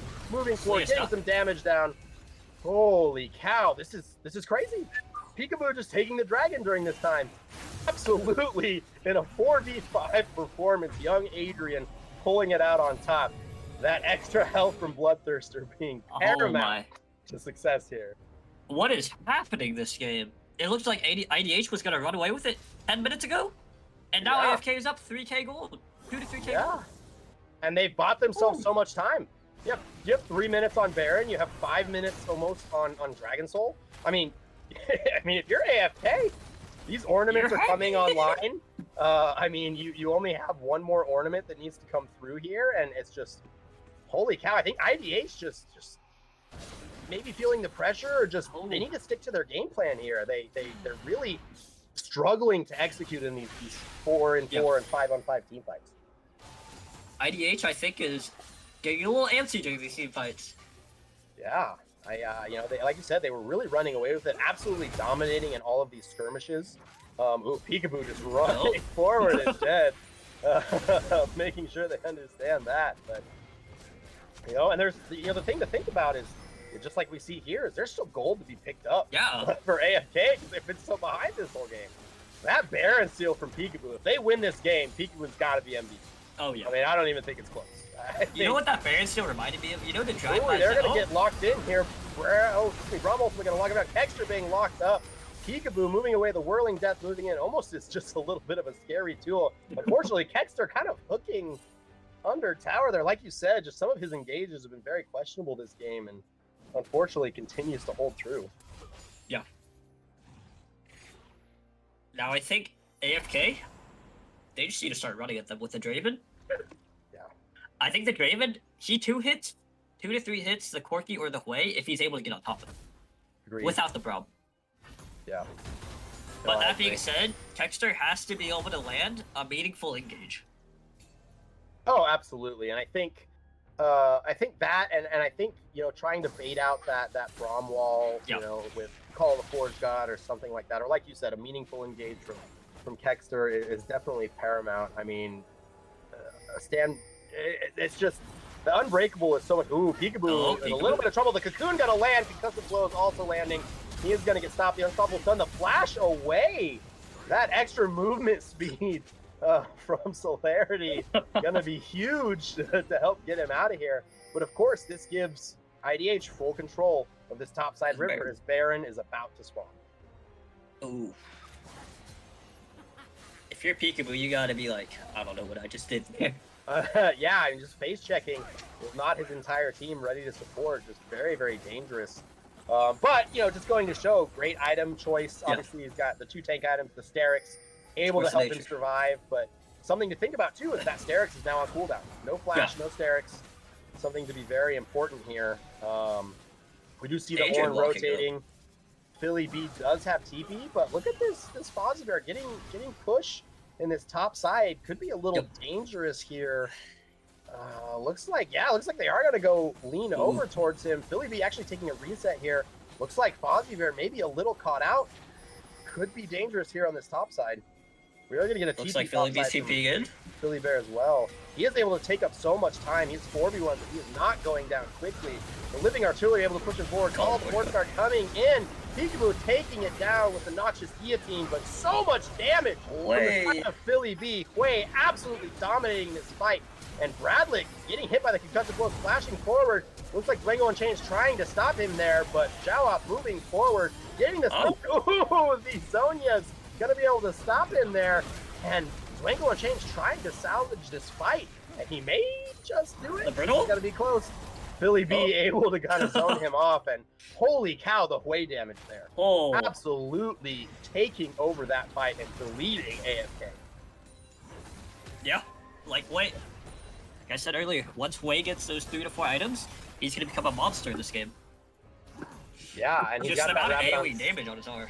Yeah, fighting in that tight corridor. Yeah. I do like the idea of trying to get that pick, but Fozzie Bear again, that Cassante, 4 items, almost 4 items, just so tanky. If you're AFK, I don't think you want to be sending 3 people up top to deal with Fozzie. Yeah, absolutely. I think almost like try to force the 4v5 in that position, right? Like, definitely. Get your mid lane pressure and try to move forward. And we are going to see this dragon spawning in about 7 seconds. Of course, still soul point for IDH. Soul for IDH, soul point for AFK.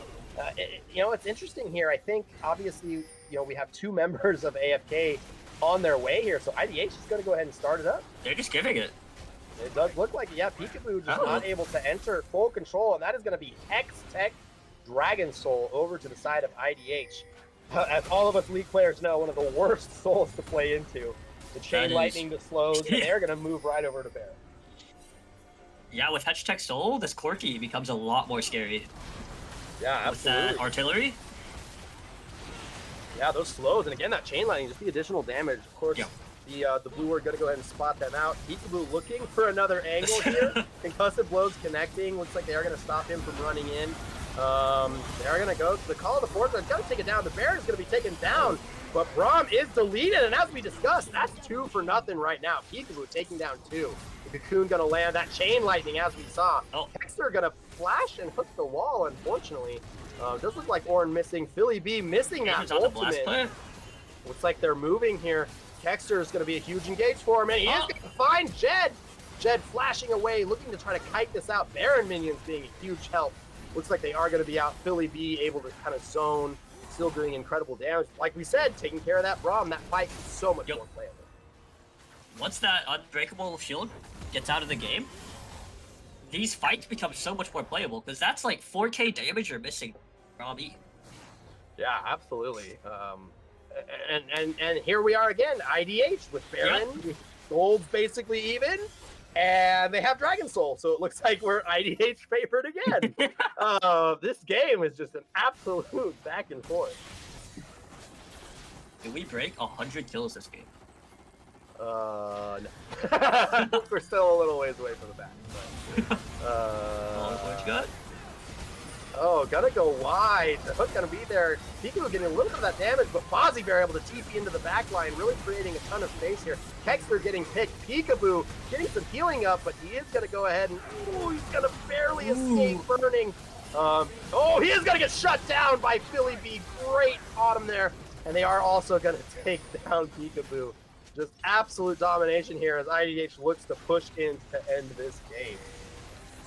This game has just been a bloodbath from start to finish. Yeah, I mean, absolutely, and it looked very IDH favored. They kind of lost it there in the mid-game. Yeah. And they are just going to move forward. Ooh, Fozzie Bear in a little bit of trouble, putting up a good fight the best they can.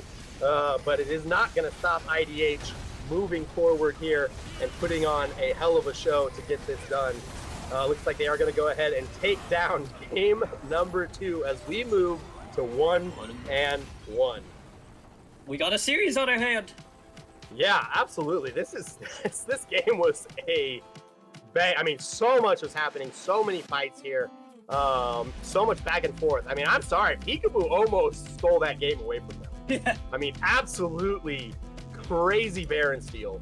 Not only the confidence to run in there then do that, but I mean, you're outsmiting Elise. It's a little crazy. I mean, that shouldn't happen.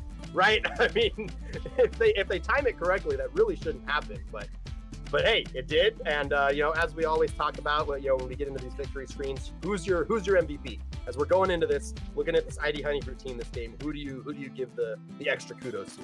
Gotta be Philly B. That late game damage output, he just turned those fights like it was nothing.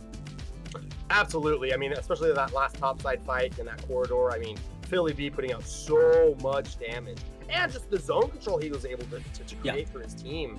Absolutely incredible. Great performance by him.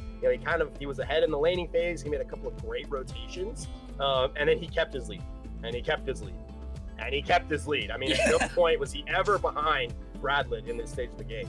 ID Honeyfruit coming back, taking this win, and we are gonna, like you said, we have a series on our hands. It's this. This might be our first 5-game series of Fearless. Obviously, it's a lot of games, but we love to see how creative the drafts can get as time goes on. So very, very exciting. I'm expecting a Teemo. Expecting a Teemo. All right. We will see if the Teemo will arrive after we take a short break.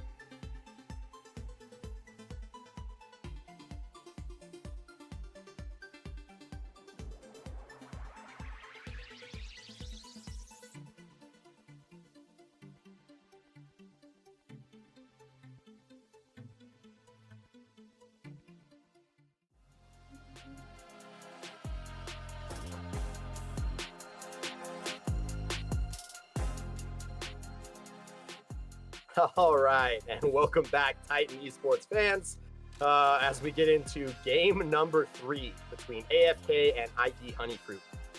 Wow, we have a series, and a bloody series at that, as IDH takes down AFK in a banger of a game. I'm going to say banger, bloodthirsty, blood-filled game number 2. Holy cow. How do you feel after that game? If I'm IDH, I'm happy about the win. I'm not happy about that Baron steal. Yeah, I agree. I mean, we talked about it actually after the cast. You should never be able to do that. Darius should not be able to run in 5v1 deal against Elise and get out. Yes. I mean, he almost so much lockdown. Took that game away from them. I mean, that really gave AFK a chance to fight back, and credit to IDH. They didn't let that happen. Yeah. But you know, AFK really kind of understood how to play those fights as time went on, and eliminating the Braum and trying to get his unbreakable out early, and then able to play around it. But holy cow, I mean, the cool thing about Fearless is we get a whole nother thing. Yeah, no more Braum. We get a whole other thing. So we get into the draft here. Now. IDH picking that blue side. They must have some opinions on what they think is a power pick. You gotta assume we'll see some of the same bands, Karma, Yone, Jinx, Trundle, some of those things. The Jinx was first banned by IDH every game on red so far. True. So you think they lock in Jinx P1 here since they did take blue?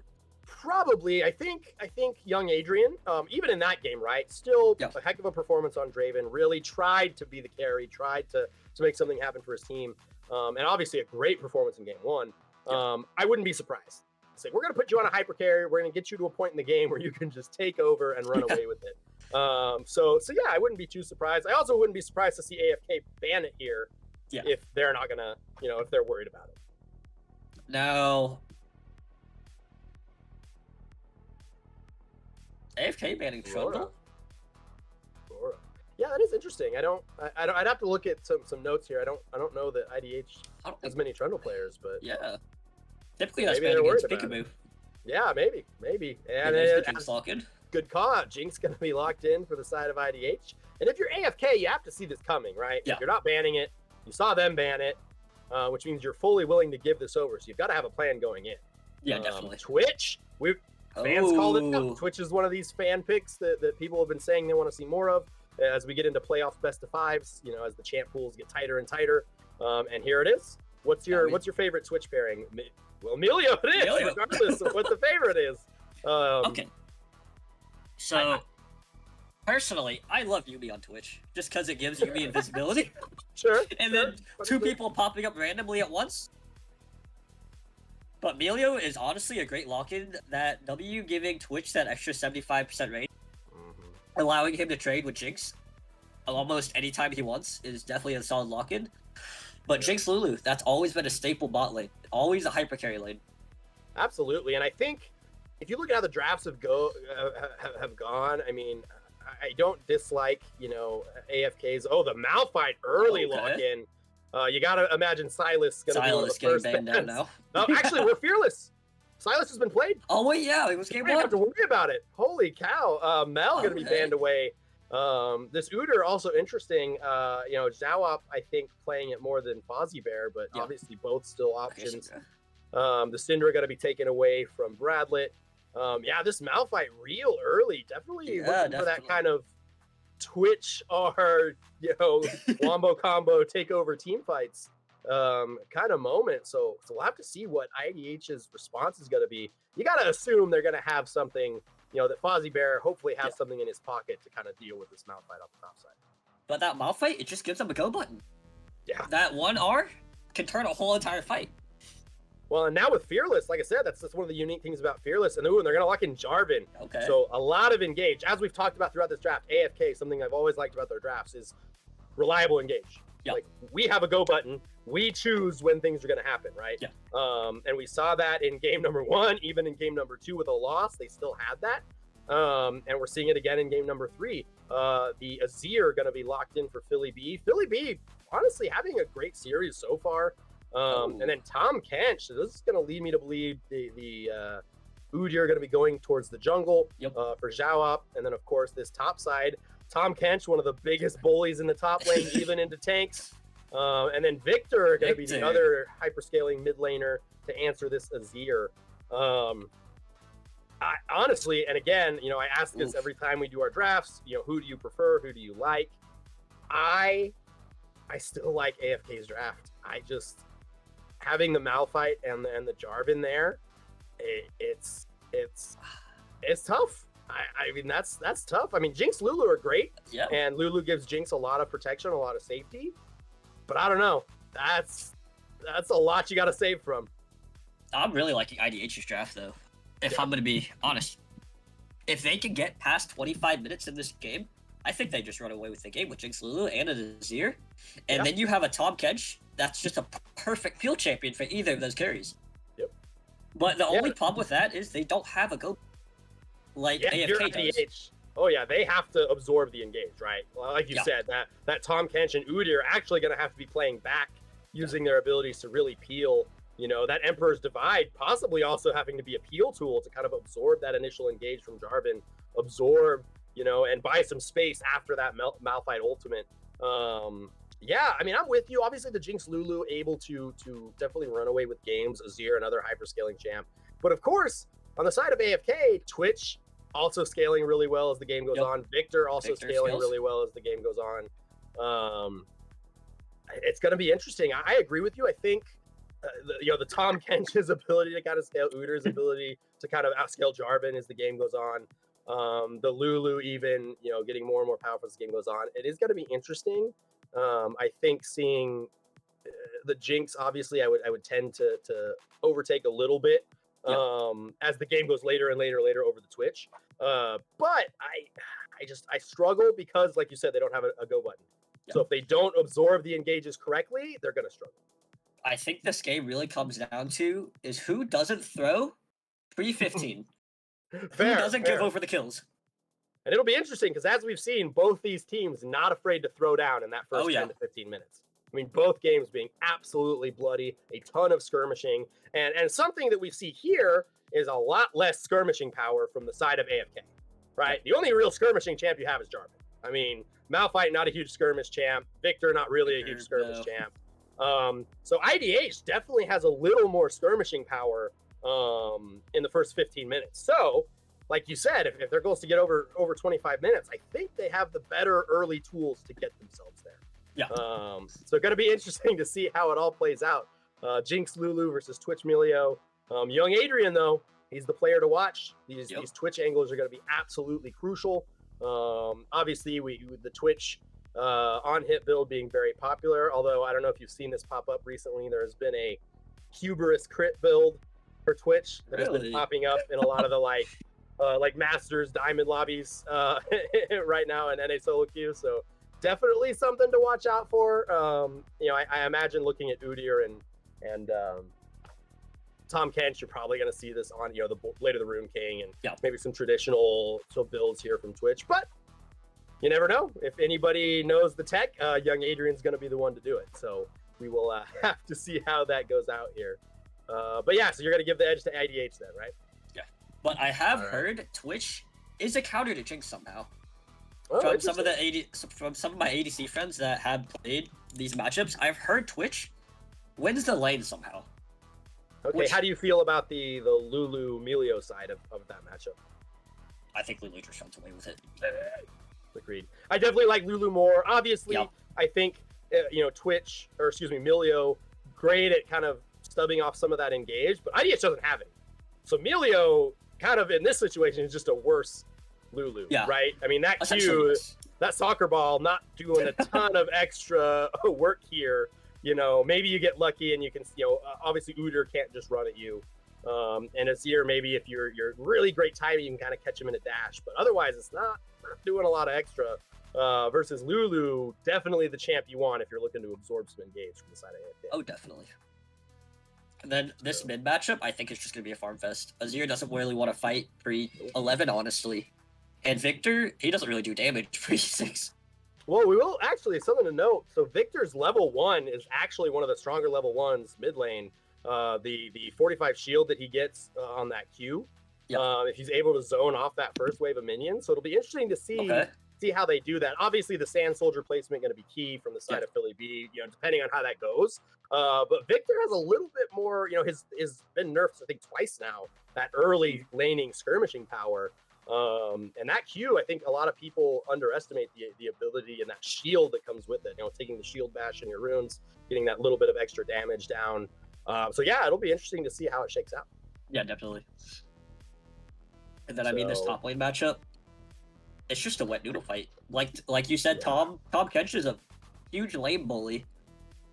But Dwayne has proven it doesn't matter. I think in game 1, the side where Surgot, he got counterpicked and it didn't matter. And then game 2, it didn't really matter.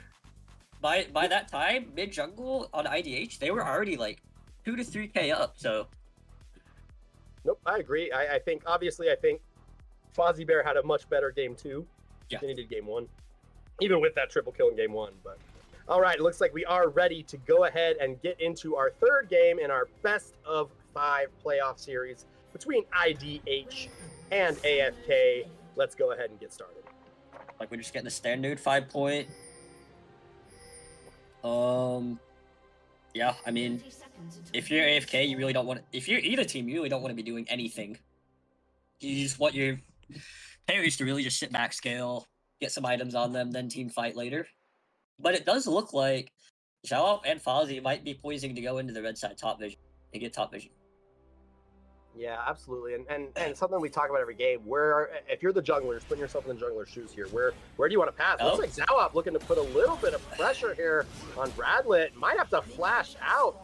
That slow being put down by Zhao there. And then the Malphite might be in a little bit of trouble here. Oh, looks like he is going to go ahead and flash the tongue lash here from the side of Tom Kench. Not a great way to start if you're No, definitely not. You don't have a flash on your Victor anymore, a super immobile champion. And like you said, that Victor Q giving you that 45 shield, he doesn't have it anymore, so he doesn't have that level 1 lane prime. Yeah, absolutely, and especially like I said, getting the lane so late. Yeah.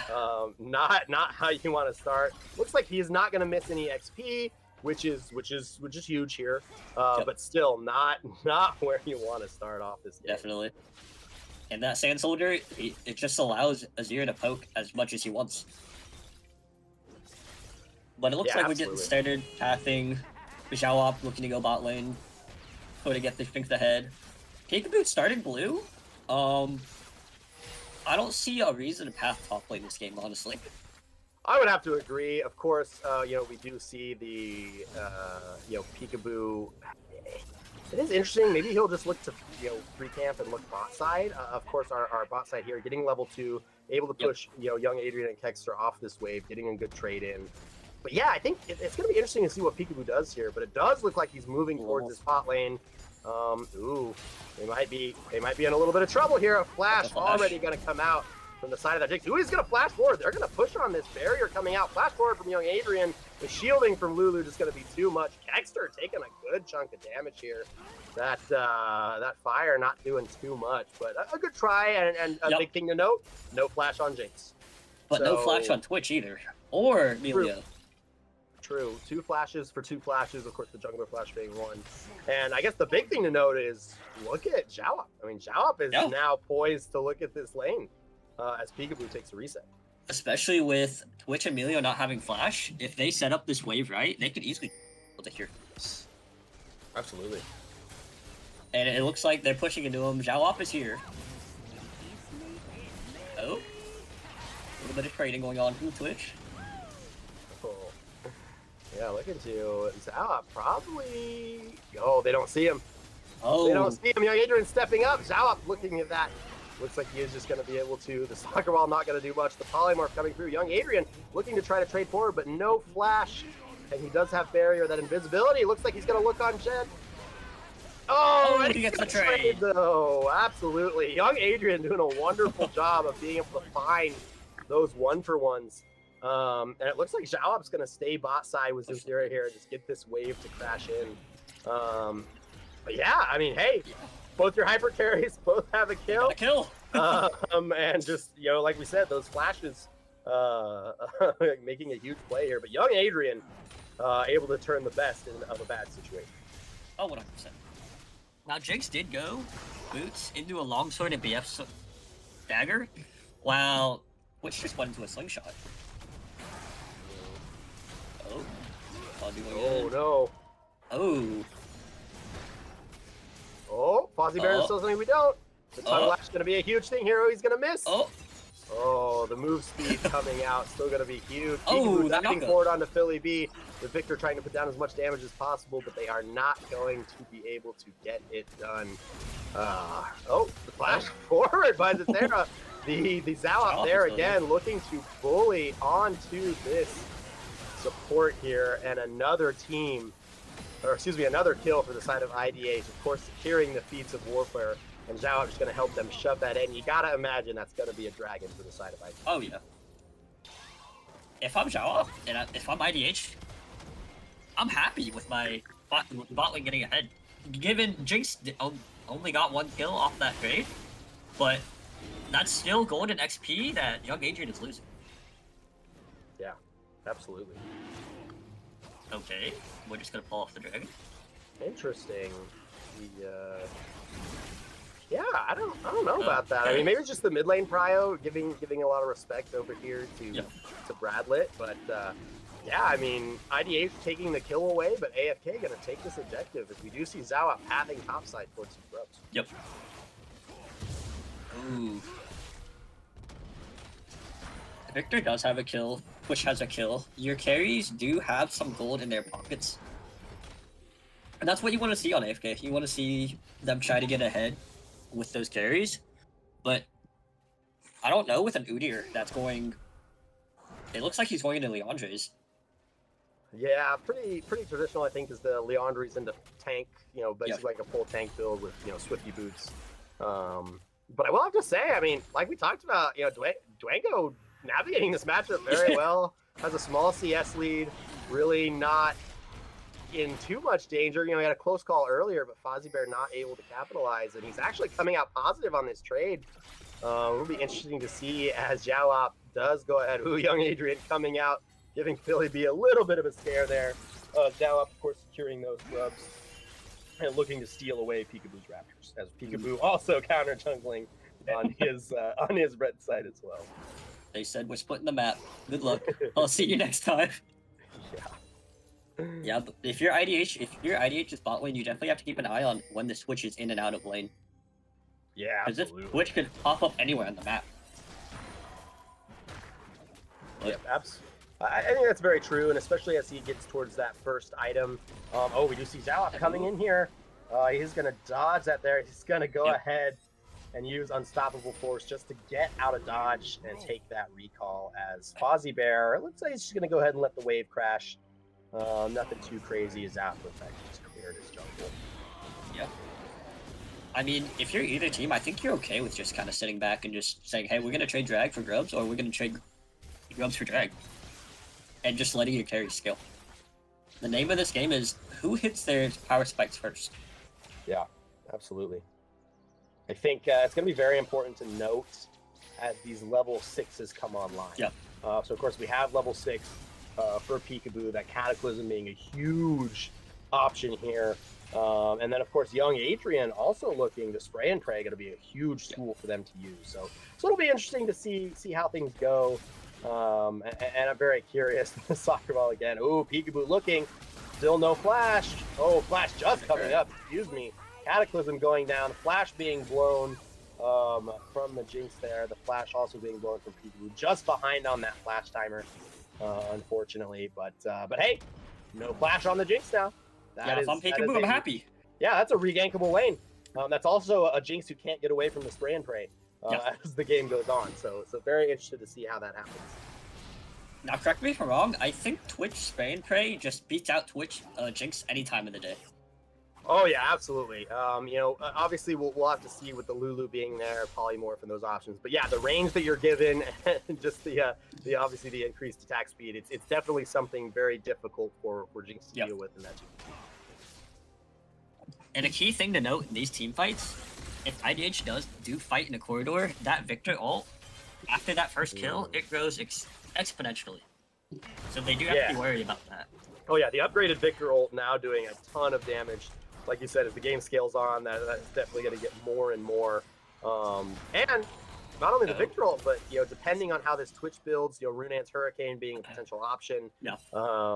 Which you gotta assume young Adrian will go with, right? Yeah. I mean, you want a team fight. On Twitch. Yeah, you want a team fight. You want to get that extra damage in, but like we said, wow, the super mega death rocket just being shot up there, trying to give a little bit there. I think the Granite Shield, the passive here on Malphite, probably gonna save him anyway. Yeah, I don't think it kills him, but it definitely gets him low. Yeah, and I appreciate the look. I mean, I think if you're Jinx Lulu in this bot side, you just want to farm. Yeah, definitely. I think you recognize that you're being pressured bot side. Obviously, Peekaboo's been down here a lot. He's given up a couple of camps to do that, and I think you have to recognize the Twitch power spike that he's on with that level 6. Yeah. He pops Spray and Pray? Yeah, looks like he did. Billy B, the Emperor's Divide, gonna go wide here. And Victor gonna be dropping the Arcane Storm, but nothing really gonna happen, and Zhao just kind of scares him away. That Arcane Storm following Billy B almost all the way into the jungle. We missed a little bit of something here, as Lulu very low on HP. Maybe that's just the spray and pray, but Peekaboo looking to make this a dive. We will have to see as the Cataclysm is up and the Twitch Flash is available. You do see Zhao kind of coming down here, trying to respond to Peekaboo. Yeah, it's interesting. It looks like they are just going to go ahead and give up on the dive, just opting to take and look for that plate damage. Recognizing the Zhao, they're just going to go ahead and back off, and look at this dragon. Ooh. I don't think you fight this if you're IDH here. Peekaboo going in, getting Polymorph, dodging those traps here. Gonna be taken down by Jed. Just doesn't seem like they were on the same page there, as Peekaboo kind of jumping in. That mid prio going away, as we saw Bradlett kind of being zoned out as he walks down, and Philly B fully takes that prio away. But young Adrian looks like he's looking. Oh, and he is going to come out, and he is going to be spotted. Looks like Victor's going to lose. Oh, the flash forward, Philly B moving forward. The Polymorph really shutting him down. That's going to be the ultimate from Melio here. We are going to see this Malphite. Malphite still has unstoppable force landing here on the Lulu. Fozzie Bear moving back, zoning away the tanks. But Jinx gonna take it over, and she is excited moving on to this picture. The Tongue Lash gonna land. Philly B moving forward with the laser, unable to stop. The shield coming up from Fozzie Bear. Young Adrian pushing, looking to kite him out, but he is gonna be eaten and taken down by Fozzie Bear. A huge win from the side of ADH. Yeah, if I'm ADH, I'm happy about that. We get that initial kill on Peekaboo, which leads into a dragon, and then we have the numbers advantage. And we get the Fozzie Bear TP early, so we're allowed to just kind of sit there and absorb damage. And then we just turn the fight on them. Yeah, and absolutely. Now, if you're IDH, your Jinx is 3-1. You are happy where Jinx is sitting right now. She's sitting on a Yuntal and Berserkers. Yeah, I mean, Jinx is in a great spot. I mean, you were talking about who's going to hit those. Oh, man, AFK. Huge on the side of how this draft is supposed to go. And again, part of me sees it. I mean, I think if you can keep Jinx alive, if you can absorb that engage. But I also think that if they find that moment, Flag and Drag, Cataclysm, Unstoppable Force, Spray and Spray, Arcane Storm, all lined up in a corridor or in an entrance to River. I mean, I can see those team fights going very poorly very quickly. Yeah. But as we said, IDH, much better skirmishing potential early, as we just saw. And that team fight just absolutely taking advantage. And young Adrian trying to get this wave crashed and looking to take another plate. Looks like he's just going to back off, not wanting to deal with the 2-level higher Azir. Nashor's Tooth completed. Now, correct me if I'm wrong, I think they just grabbed 6 grubs. Yep, on the side absolutely. of IDH. IDH does now have 6 scrubs, which, again, Azir definitely known for being able to take down some towers as the game goes on. So something to keep our eye on in the side lanes. Obviously, Victor potentially able to hold him down, but, depending on how this Azir goes, could be a real problem in the side lanes for AFK. Yeah, and that was Beat the Warfare picked up by ADH with those 3 objective takes and that first to 3 kills. And it looks like we're just gonna poise bot lane here. Just go back to our normal lane assignments. Now, what I want to see is IDH. I want to see them push down that bot turret and then rotate their Jinx, their Lulu up to mid lane and just be able to take over the map through the mid. Yeah, no, I could definitely see that. It looks like Xanthera, it looks like they're trying to make a little bit of something happen. It's just moving in for this vision, maybe not realizing this other ward is spotting them out in the Otacon pit. But they are going to use this priority to get some vision around, spot out these camps. Looks like Zalp is just going to go ahead and take this Gromp. But yeah, it is going to be interesting how this plays out. Of course, we do have 2 minutes on this dragon. Yep. And Otacon still having another 5 minutes or so before it spawns. But yeah, I mean, if you're AFK, you've got to want to see these team fight options come out soon. Yeah, you definitely want to fight in those corridors. Yeah, and you can't get too far. Like you can't wait too long to scale into the game, right? Like you can't wait too long to pull the trigger. Like yes, you're probably expected to lose the early a little bit, and that's understandable. But ooh, Zhao's gonna be stopped. Looked like he was window shopping, getting caught by the Cataclysm. Pray and Spray is gonna be picked on here. Flash forward by Peekaboo, but oh my gosh, he gets the out. Lulu Wild Growth just gonna save Zhao from certain death. A couple of key ultimates and a flash from the side of AFK, and as we discussed, Lulu really able to help absorb that engage. Yep. And hey, IDH takes a win there. Oh yeah, even with the window shopping just a little. Yeah, I don't think I heard that first term when I started casting for Titan, window shopping. I was like, that's actually so funny. Jed in some major trouble here. Peekaboo gonna get him flag and drag. Although he is taking Zhao already there. Young Adrian and Kex are not able to do anything. We are going to get a TP and a huge divide. Unstoppable force going wide as Jed gets on a killing spree and is excited and moving forward. Kex are going to be taken down as well. Breath of Life not going to happen. The flash from Dwango Unchanged dodging Zap here. But you got to imagine they're going to take him down. The smite getting the slow. Zap's going to get the stun. Jed looking to add another kill. He is going to get bruised by the traps. And Jed is on a rampage. 5-1-4 for the star carry here on IDH. Yeah. I don't know what Peekaboo is doing. I don't see them diving that Jed anytime in the world. I think they just pressure Jed off the turret. They just take the turret. I don't feel like you need to just sit there and dive because you're risking what just happened. You're risking giving over 3 kills Jinx that's already ahead. Well, and yeah, I agree. You have no flash, you didn't have Cataclysm, your Twitch doesn't have ultimate. I mean, you're expecting things to go perfectly, and obviously that's not what happened. You don't have the tools for it to go perfectly. It's going to be second Drake taken by IDH. Of course, as you said earlier, Feats of Warfare has already been claimed by then. And if you're IDH, you're feeling pretty good about how this game is going. Ooh, Fozzie Bear going to be looking in here. Kickstarter able to push him away, but they're just going to zone off and take this turret. Those 6 scrubs doing some work. Yep.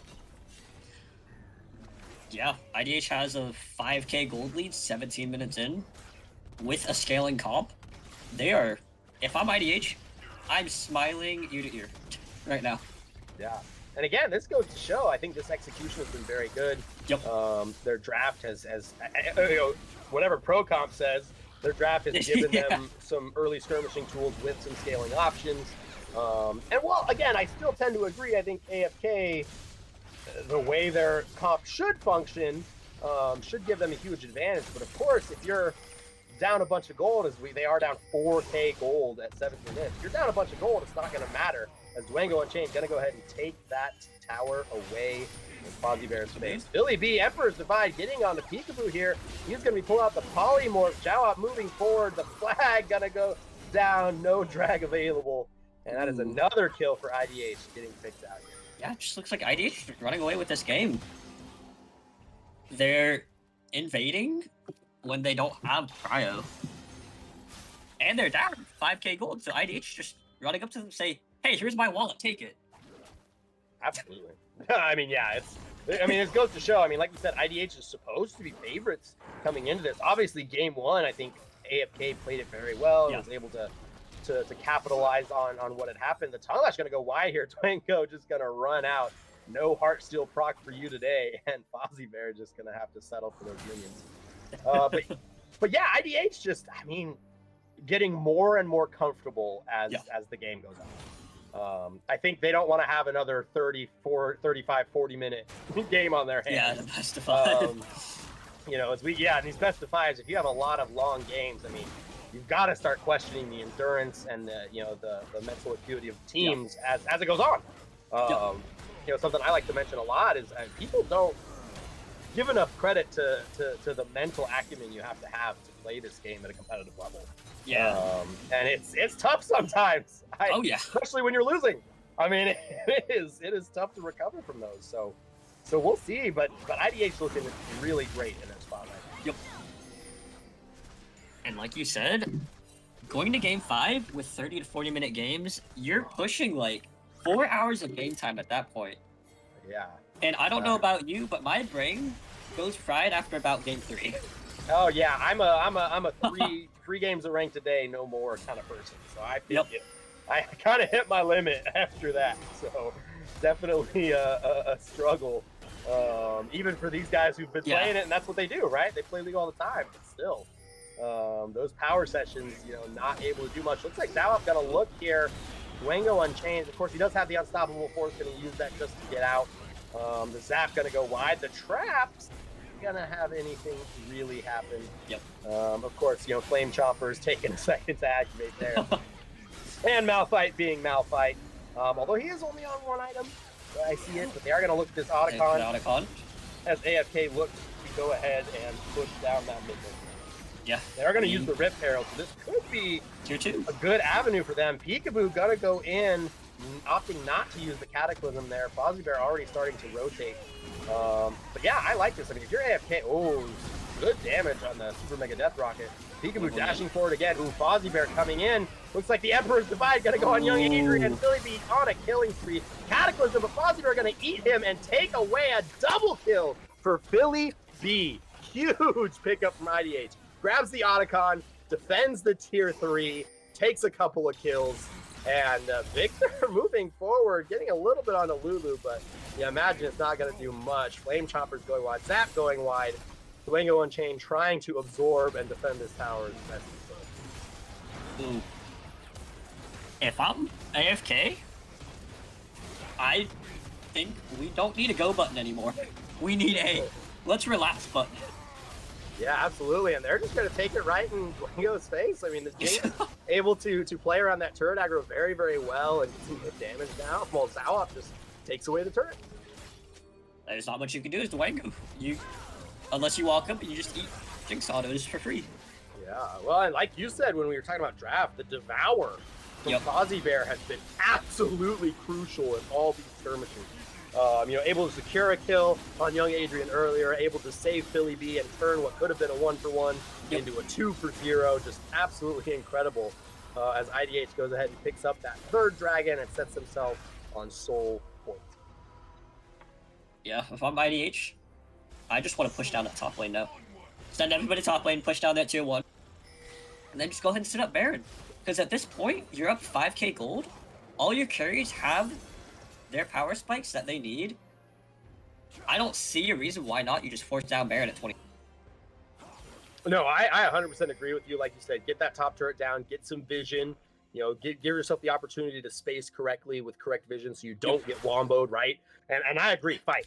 You are so ahead at this point. I mean, we're looking at a 5k gold lead. You have gold in all the right places. Take advantage of it. I'm 100% with you. Like, honestly, IDH could probably win a 4v5 just due to my wallet's bigger than yours right now. Absolutely, and we see that happening. Zalop moving forward, running at Bradley here, just kind of crushing him. Looks like he's going to take. Gotta be a little bit careful. Of course, Victor kind of gets some damage. We do see Peekaboo, but here they are, the bot lane from AFK coming in to help secure this topside tower. They must be listening to us, giving him those macro calls as we go through the game. But yeah, I'm with you. They're already building some vision. You have Fozzie Bear pressuring Dwango Unchained on this bot side, really trying to get those waves in. And that mid wave even pushing a little bit by itself. You know, you're going to get priority here on all 3 lanes.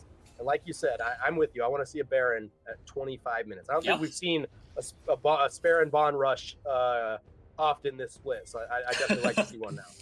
Yeah, I think teams with the Baron spotting at 25 are a lot more. Let's just wait on this one. Oh, spray and pray. Jed going to get out of there. Super Mega Death Rocket going wide. Young Adrian also flashing, trying to get that kill. Of course, unable to do so. but Fighting that's all okay. over the map. Oh, the Cataclysm going down on the Lulu here. Of course, he's just going to cancel the wall. Looks like he might pick it up. Wild Growth going up here, and he is going to go ahead and get away. Peekaboo moving forward. He is going to try to get it, but show off the shielding. The polymorph is good, and Lulu walks away clean. Oh, man. Oh. Absolutely not what you want to see happen is Cataclysm effectively being wasted on that Lulu. Ooh, Xiaoop looking. He's going to dive. Bradlet, he's taking turret already, looking for the stun. Bradlet going to flash backwards, getting some double stun, going to get himself to safety, but they are going to take that turret. And Philly B, look at that damage. 4, 1, and 5 on this Azir. Shadow Flame, Nashor's Tooth, Blighted Jewel completed, and they are looking to absolutely take over. Oh, Fonzie are going to get shut down here. You know, small consolation to what has happened, but holy cow. IDH just continuing to run over with this game. Yeah, they're just dominating every lane at this point. Malphite can't really answer its Kench. And then a 4-on-4? They don't have the money to do a 4-on-4. Yeah, absolutely. I think you're right. I mean, it's definitely not what we want to see there. And I mean, Victor's doing okay, right? He's got some CS. He's scaling. I don't know if we get a chance, we can see where his abilities are at with what he has upgraded. On how many hex augments he has, but you know, like you said, that Arcane Storm, when it's upgraded, growing in size, staying alive as the fight goes on. It can turn a team fight. It can turn a team fight, but we'll see. I mean, the downside is, as you said, Baron is spawned. It's been up for about 40 seconds. They're going to take that ward up, and they are going to look to get it started, maybe? Nope, looks like they're going to peel off. Looks like they're just kind of not fully confident in taking it just yet, but maybe that's a bait as they go ahead and get it started. You know what? I'm going to count this as a Baron taken on spawn. I would too. It's within a minute, right? I mean, I call that. I call that. And just clean, no contest. Peekaboo farming on the bot side. I like their kind of look on vision, like we're taking it and running it away, and then as soon as you're out of vision, immediately turning back, because it almost gets that response from AFK, like, oh, they're not on it, and no, guess what? Yes, they are. Hey, actually, we just took it. Yeah, and if you're IDH here, I mean, I'm with what they're doing. Fonzie are getting the knock up here on Bradlet. They're going to get this done. Unstoppable Force going onto the back line. The fucking Dragon of Catalyst, Emperor's Divide running that away. Huge engage. Wild Growth going here on Jed as he's trying to get some excitedness here, and he is going to be shut down. This is what we were talking about. The go button. This is what we're looking at. Young Adrian going to get Polywarp, trying to 1v1. He is going to shut down. I think that's a little overchase there from Young Adrian. Unfortunately, what looked like a stellar, 0 for 2 turns into a 2 for 1. Oh, but that's what we were talking about, right? I mean, that go button was very well done. You know, the Unstoppable Force hitting Lulu and Jinx at the same time. The Cataclysm with the Flag and Drag over the top. Spray and Tray coming out. And that's going to be a dragon secured from the side of AFK. When they hit those buttons and when they do it correctly, you can see the difference on what happens. Even down 7k gold. Yeah, absolutely. Fozzie Bear says, that's okay. I want to fight. We still want to fight. Super Mega Death Rocket coming in, not going to do anything to the Granite Shield on Malphite. That Unstoppable Force is up in a couple of seconds. If they're not careful, this could turn into something. Unstoppable Force being locked down. The Victor getting to do a ton of damage here on the backside as they eliminate Jawop here. Wild Growth knocking up here on Fozzie Bear, trying to keep him alive, trying to get one of their carries into the fight as Fozzie Bear gets Jed and Philly B are here. But it looks like they might just be sacrificing Fozzie Bear, buying so much time. Huge Emperor's Divide Cataclysm cutting him out. They are able to take him down. The spray and pray from Young Adrian as he gets shut down by Jed. Jed looking excited, looking to take over the fight, looking to chase them down. And he's going to see him. He's not going to get away. Flango Unchained is kind of the shielding from Lulu too much. And a triple kill for the side of IDH. The Jinx able to take over. Fozzie Bear finding so much time for his team to get there. Holy that was looking so good for AFK there. It was. But yeah, Fozzie Bear just bought so much time. Like you said, unable to kill this Tom Kench. Just so much time. And even, the Emperor's Divide was huge with the Flag and Drag Cataclysm. I mean, they did a great job of just immediately bursting down Philly. But it just, again, I mean, I've said this 3 times. Fozzie Bear, so much time. Yep. Able to create a great, a great fight from a bad fight by IDH. Oh yeah. And Twitch, I don't know if you've been watching the Switch, but he's been putting out serious damage. As soon as this Azir goes in to jump in and do an Emperor's Device, he's just dead by Twitch. Yeah. Like he's hit it, but he's just dead. And like Twitch has hit his 3-item power spike. Your Victor has hit his 3-item power spike. At this point, it's a coin flip who wins these fights, because on AFK you have the go, you have the engage buttons. But on IDH, you're up 5k gold, but you don't have those buttons to say, hey, I'm gonna engage on you actually. So they can't really control when they want to fight, unless Fozzy just runs at them. Yeah, absolutely. Execution gonna be huge here, and I think that's important as you see, just really trying to get in there, and as they're setting up for potentially this Baron. Obviously, being at Soul Point, they have the option to kind of trade objectives here, and they are really looking to get and control vision, like you said, have to get there first. Looks like they're gonna go in. Unstoppable Force being used just to escape. Talk about the kickback Philly B. Man, it's like you said, AFK. I mean, that's a good thing to do, though, right? They want to put pressure on this Malphite and say, hey, you need to use this button, or we're going to kill you. Which, either way that happens, you don't have that go button, right? Either we kill you and you're out, or we make you use it and you still don't have it. And Malphite, far less effective when he doesn't have Unstoppable Force. They are looking just to pressure this. You see Philly B just putting a ton of damage in, kind of in the face of Dwango Unchained. Like we said, Malphite not really doing anything without that ultimate there for his team. You can't really do anything as AFK if you don't have because if Peekaboo goes in, he's just dead. Yeah. Before he's able to hit a Cataclysm.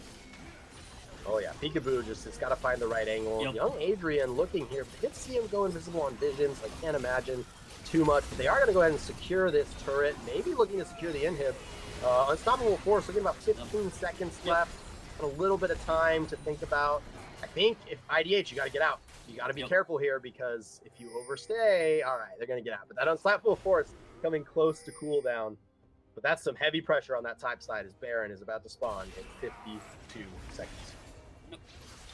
And now, if I'm IDH, I'm saying, hey, let's get this soul. Yeah. Let's get this. It says it's a Cloud Dragon spawning, but it looks like we're getting a Chemtech. Chemtech soul, yeah, absolutely. But if I'm IDH, hey, let's get this soul. Let's ramp up this game. Let's get this Elder spawning faster. Well, and I agree. And also, I think Chemtech Soul, a lot of times seen as one of the weaker souls. When you look at the team comp from IDH, actually is very good. The heal and shield power from Lulu? Oh, yeah. Well, that as well as the additional damage reduction on lower HP as you're trying to absorb those engages. I mean, it's definitely some better value with this style of team comp than what we would normally see. And it looks like they're just going to start up this Baron. Spawn. This is a T1 special here, presented by IDH. Just taking this Baron. Dwango Unchained, gonna see him do it. Nothing they can do about it. And that is a Baron takeaway. 10 still on this dragon. I mean, IDH has time to respond. Did they just get to run down and take in their face? Yeah, or if I'm IDH, I'd almost like to see them just run down mid. But Xiaoop just gonna run through unstoppable bear form, looking to make a move. Fozzie Bear just gonna zone them out completely. Xiaoop ulting again. Making sure that, hey, get out, this is our dragon, and they're gonna get both. They're gonna take everything. This Chemtech Soul gonna go over to the side of IDH here. And honestly, if you're AFK, you can't do anything because you don't have a mount. Have your engage tool there. Yep. No, agreed. And then that's the power of taking that inhib, right? Yeah. He's got to answer that. You can't just let these Supermen just knock on your door. You're gonna see that Sun Disc put down, giving himself an extra tower to retreat to as they look down to break open this base they just and take burn them. Yeah, if I'm AFK, I think you just have to pull a button here. You do. You have to find the best angle as they are looking. Although Adrian's a little bit down. Oh, they're gonna get flashed on. The Unstoppable Force gonna miss. Flag and drag on Fozzie Bear. Jed on a rampage, taking him down. Cataclysm gonna go here, but the Lulu Shield doing an absolute number as they stay alive. 5 still members as they have this cannon minion banging on the door of AFK's face. I want to see Emilio soccer skin. Absolutely. Super mega fire kick. Yes. Peekaboo going in, no Cataclysm, absolutely getting deleted. The Emperor's Divide also taking down Melia, and Jinx just absolutely deletes in Fountain. Super excited. And IDH is going to go ahead and take down game number 3 in our series, taking the lead and extending it as far as we go.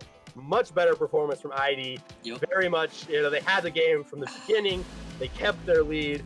Very few mistakes. I mean, I would have to say this is definitely one of the better performances from them that we've seen. And I think if that's the type of team we're going to see, this could end in a 3-1. Yeah. I think it was their early game was like game 2 where they got that big lead. They got that scaling, but that mid game, they played a lot better. They didn't allow Peekaboo to just, hey, I'm going to take your Baron. Bye. Yeah, absolutely. So who, again, we always talk about this. Who's your player of this game? I'm going to give it to Zhao, honestly. That bot lane pressure he gave, allowing Jed to get ahead, I think that was one of the most influential plays he could have done. Absolutely, and I think he did a great job of kind of using his camp timer as well. Something if you noticed throughout that game is he was always in a lane when his camps were down, right? He did a great job of getting what gold he could and then making an impact where he could. And like you said, I mean, he created a lot of those engages in that early skirmishing, helped secure 6 grubs, understanding the pushing power they would have with Fozzie and Philly B in the mid and late game. And I would have to agree. I think Zhao absolutely a wonderful job in this game, and I think that's what we need to keep seeing, right? Yeah, definitely. Zhao having these good performances, kind of shot calling or giving his team a focal point to kind of surround and unlocking his AD carry. I mean, Jed, wonderful game, but like we said, Zhao got you there. Zhao was the one who unlocked you to do those things, and then you ran away with it, and that's great. So yeah, I'm the same with you. I'm excited now. Like you said, we have a series, and AFK on the back foot as they face defeat here going into this game number 4, and we'll get right back to that after a quick break.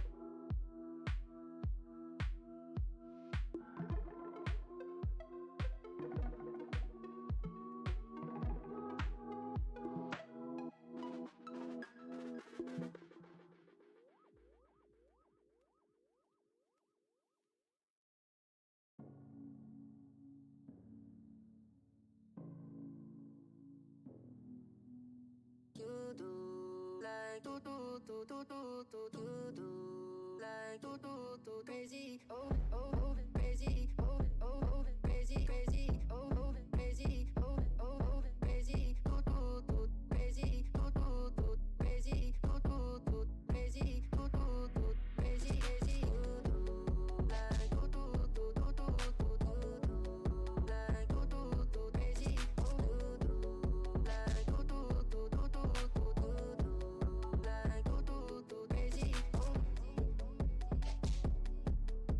oh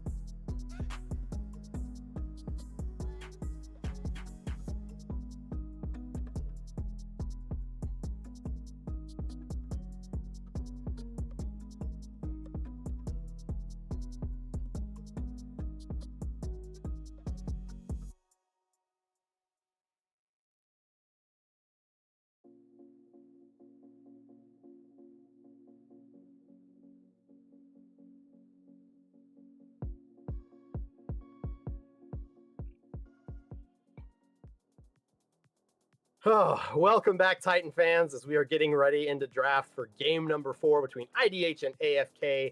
AFK actually opting to take the red side here, even after the loss, as just an update on how Fearless works. When we get into game 4 of a best of 5, there's actually only 3 bans per team. And once we go to game number 5, there's actually no bans for either team. So obviously the champion pools are going to be pinched. You're going to have to see those teams get creative, but we are going to limit some of that by getting rid of those bans as we go. Seeing some of the same bans, of course, Trundle, Cho'Gath, Yone, Karma, same things that have been banned for most of these games. IDH having B1. Nightclaw, what do you think? What do you think that prio pick is with the champs that are left? Ooh, Skarner.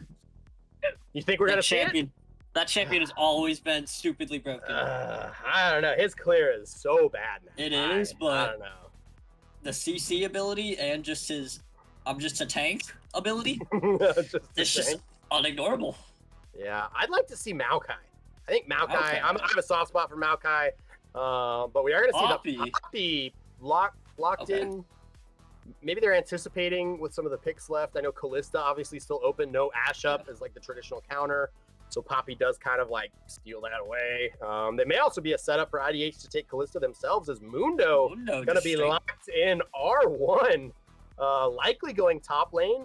Last split in Vanquisher was actually the most picked top laner.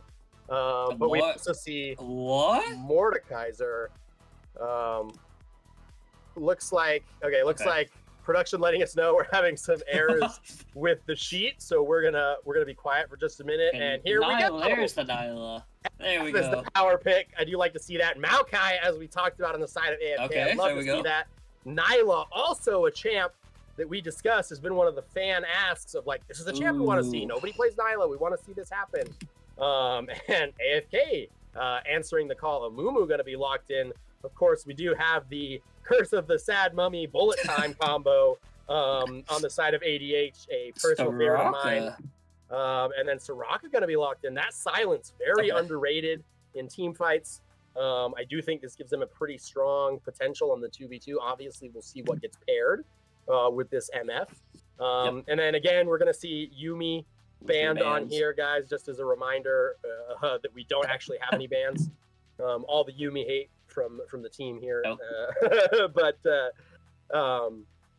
Yeah, I mean, I do like Nyla Soraka here. I think that silence, again, very, very underrated.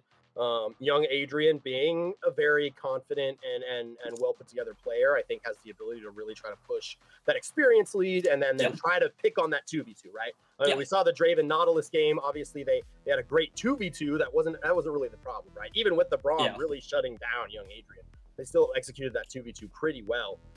As we do see, no matter what, Amundo gonna be locked in. Does look like they are gonna give Bradlet that counter pick, and I do kind of like to see that, just because Philly B has been on such a tear as these games go on. As Senna gonna be locked in here on the side of IDH. Not my choice if I'm IDH. I'm not liking that one.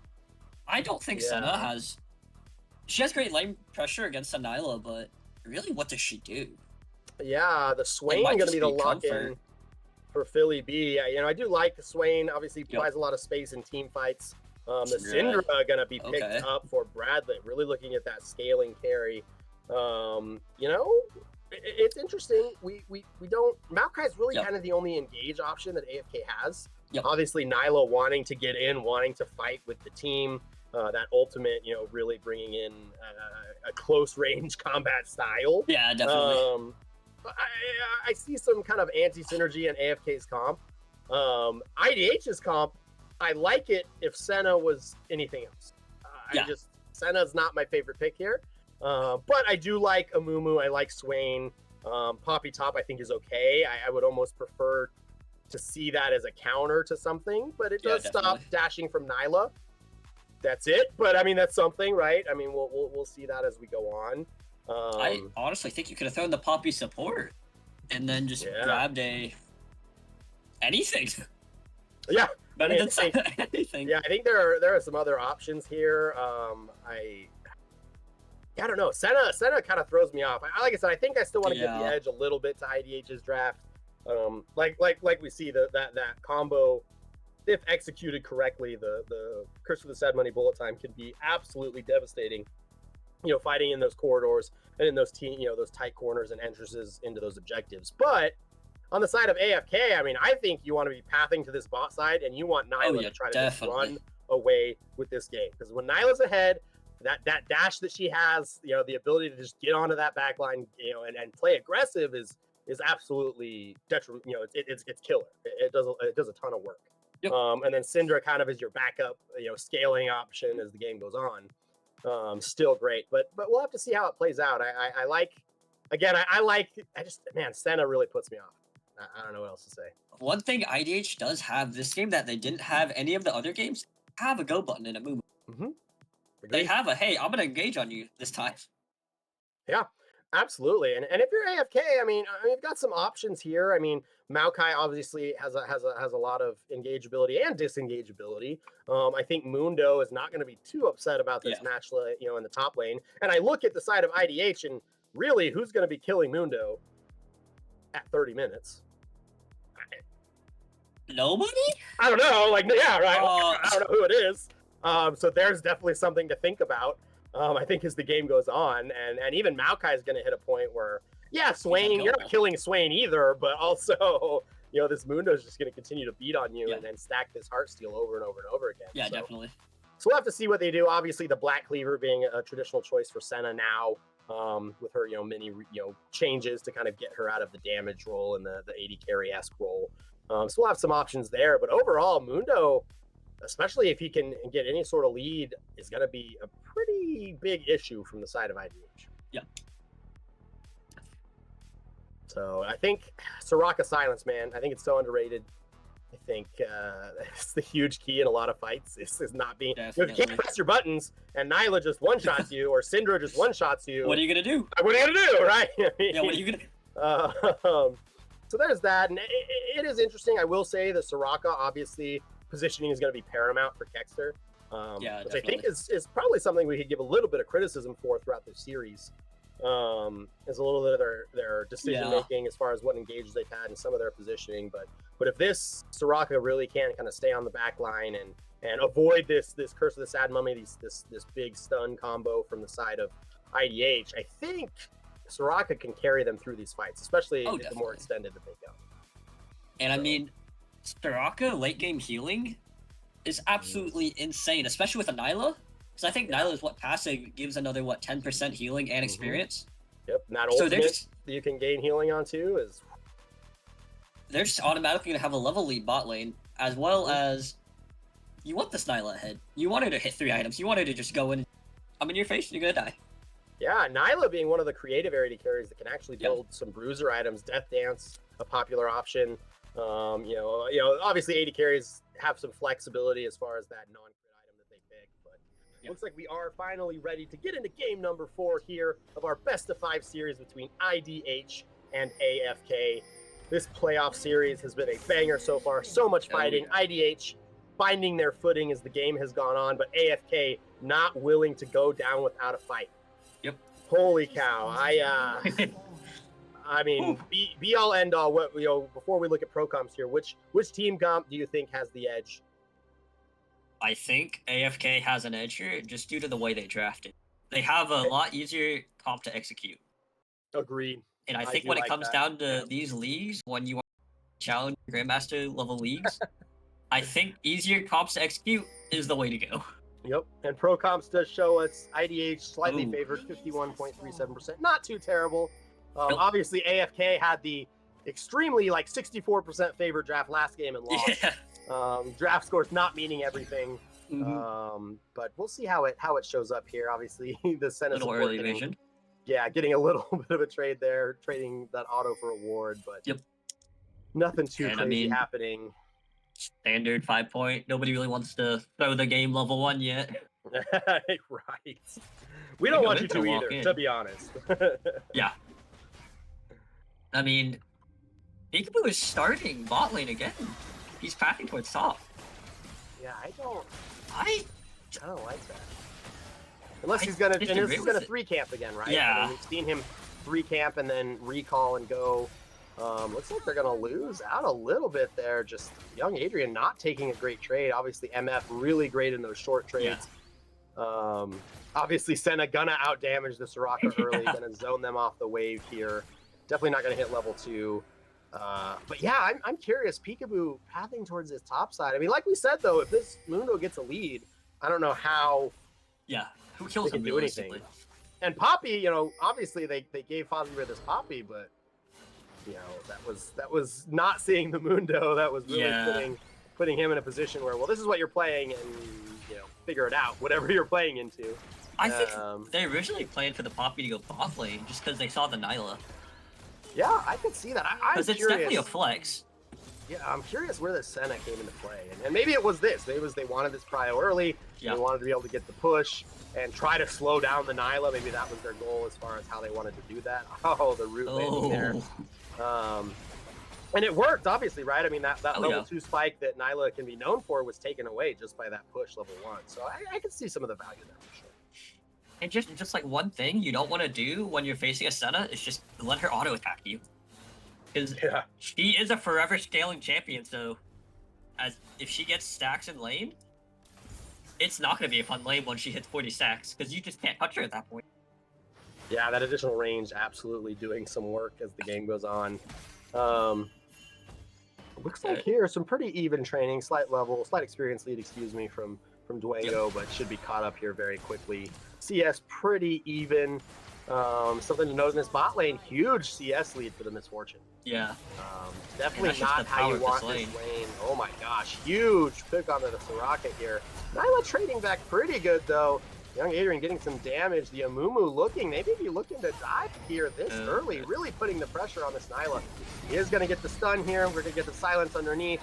Moving forward. First blood going down to the Nyla. Double kill. We are going to look here at the dash. Soraka going to be able to give some healing. Looks like Jed is going to go trying to get the kill on the Soraka. Going to lead to a triple kill for the side of AFK. Absolutely turning this lane on its head. Looks like they're going to go for more. Young Adrian. This dash can come off cooldown. Ooh, gonna flash forward and take down the Soraka. Huge pickup for Philly B. Although it does look like young Adrian gonna be able to take them down for 4 kills. Oh my. Over to young Adrian. Absolutely turning this lane on its head. Disaster for IDH. That is one thing you don't want happening.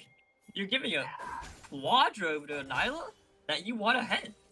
Yeah, I mean, 20,000 gold up. That's all I gotta say. And look, Jed ran mid. Jed said, "Okay, we've got to salvage this CS at least. Like, I can't let Syndra also get a plate and crash an entire stacked wave." Like, absolutely fumbling there as we see just shy of a 1.5K gold lead for the side of that AFK. Is disaster for IDH. Oh wow, yeah, that's not what you want to see.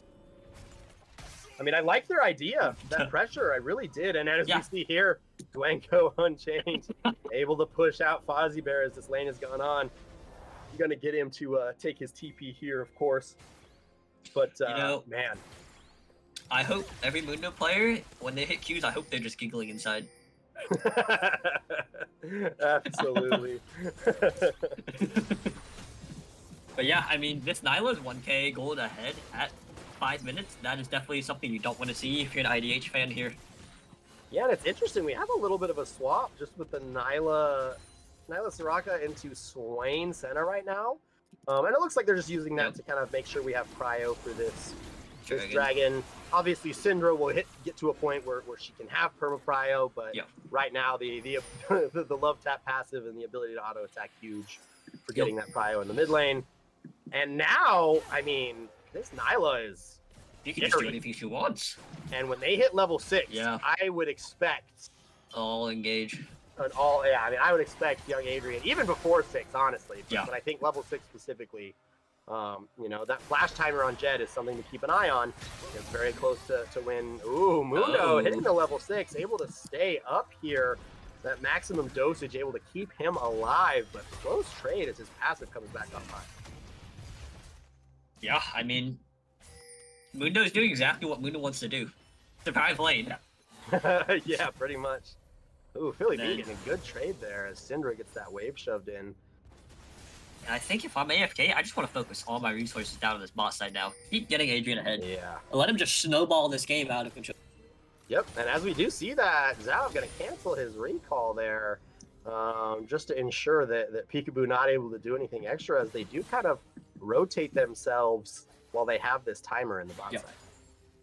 Now, you do see Senna going a longsword, so that does indicate she's going to go that sort of damage Black Cleaver build that she's typically known for, but she also could go the Enchanter. I'm going to keep healing everybody. Yeah, absolutely. I think the Black Cleaver, unfortunately, necessary when you look at Dwango and Peekaboo. Yeah, absolutely. As much as we want to see the other builds, which I think is very cool, and you don't see it as often, as tanks, have a permanent place in League of Legends. The most OP role. Yeah, exactly. Yeah, it's a pretty stacked wave, but you got to imagine young Adrian still looking for the engagement, the ultimate coming through, huge healing, and getting that down. Jed still not having flash. This is going to be another double kill. The bullet time coming down out of desperation as young Adrian says, we will not go quickly into the night. I will make sure that we get to a game 5. If you're Snapsky right now, you are jumping up and down, clapping for joy right now. Absolutely. I'm sure Snapsky is in the chat, just letting everybody know. That's my 80 carry. Oh my gosh, they are going to go ahead and secure this plate. Peekaboo, oh, he is going to go ahead and get locked down here, and they may be looking for another kill. He is going to get that ultimate over the top as young Adrian gets in, and they are going to get another kill down on this support from IGH. Absolutely shutting down this bot lane. 6-0 for this 80 carry right now. Just absolutely detrimental. Young Adrian, stepping forward there. He's looking. Recognizing it's probably not the smartest move. I got a 500 goal shutdown. Maybe not. Yeah, maybe not, but not wanting to copy the botch tower dive by IDH, but I understand it. Yeah, but if you're AFK, you are happy as can be right now. Your win condition is accelerated right now. You got a collector at 9 minutes. Yeah, absolutely. And your top lane is even. Yep. Your mid lane is even scaling. You're happy. Like you're down in CS, but you have 6 kills, so you don't care. That flash gonna be gotten by the side of Kexter there, just really not wanting to get caught by Nevermore. But yeah, you gotta imagine that every time this ultimate is up, which young Adrian's ultimate about to be up, Jen actually caught out by Peekaboo flashing to safety. That is now again no flashes in the bot lane. Flash up for young Adrian. They have to be very careful here. For another 5 minutes or so. I feel like they've just burned this Misfortune Flash off rip. Yeah, absolutely. What's Flash? You don't have it this game. Yeah, absolutely. It's not going well for him in that case for sure. I mean, Nyla could just do whatever she wants in this lane at this point. She could just run around.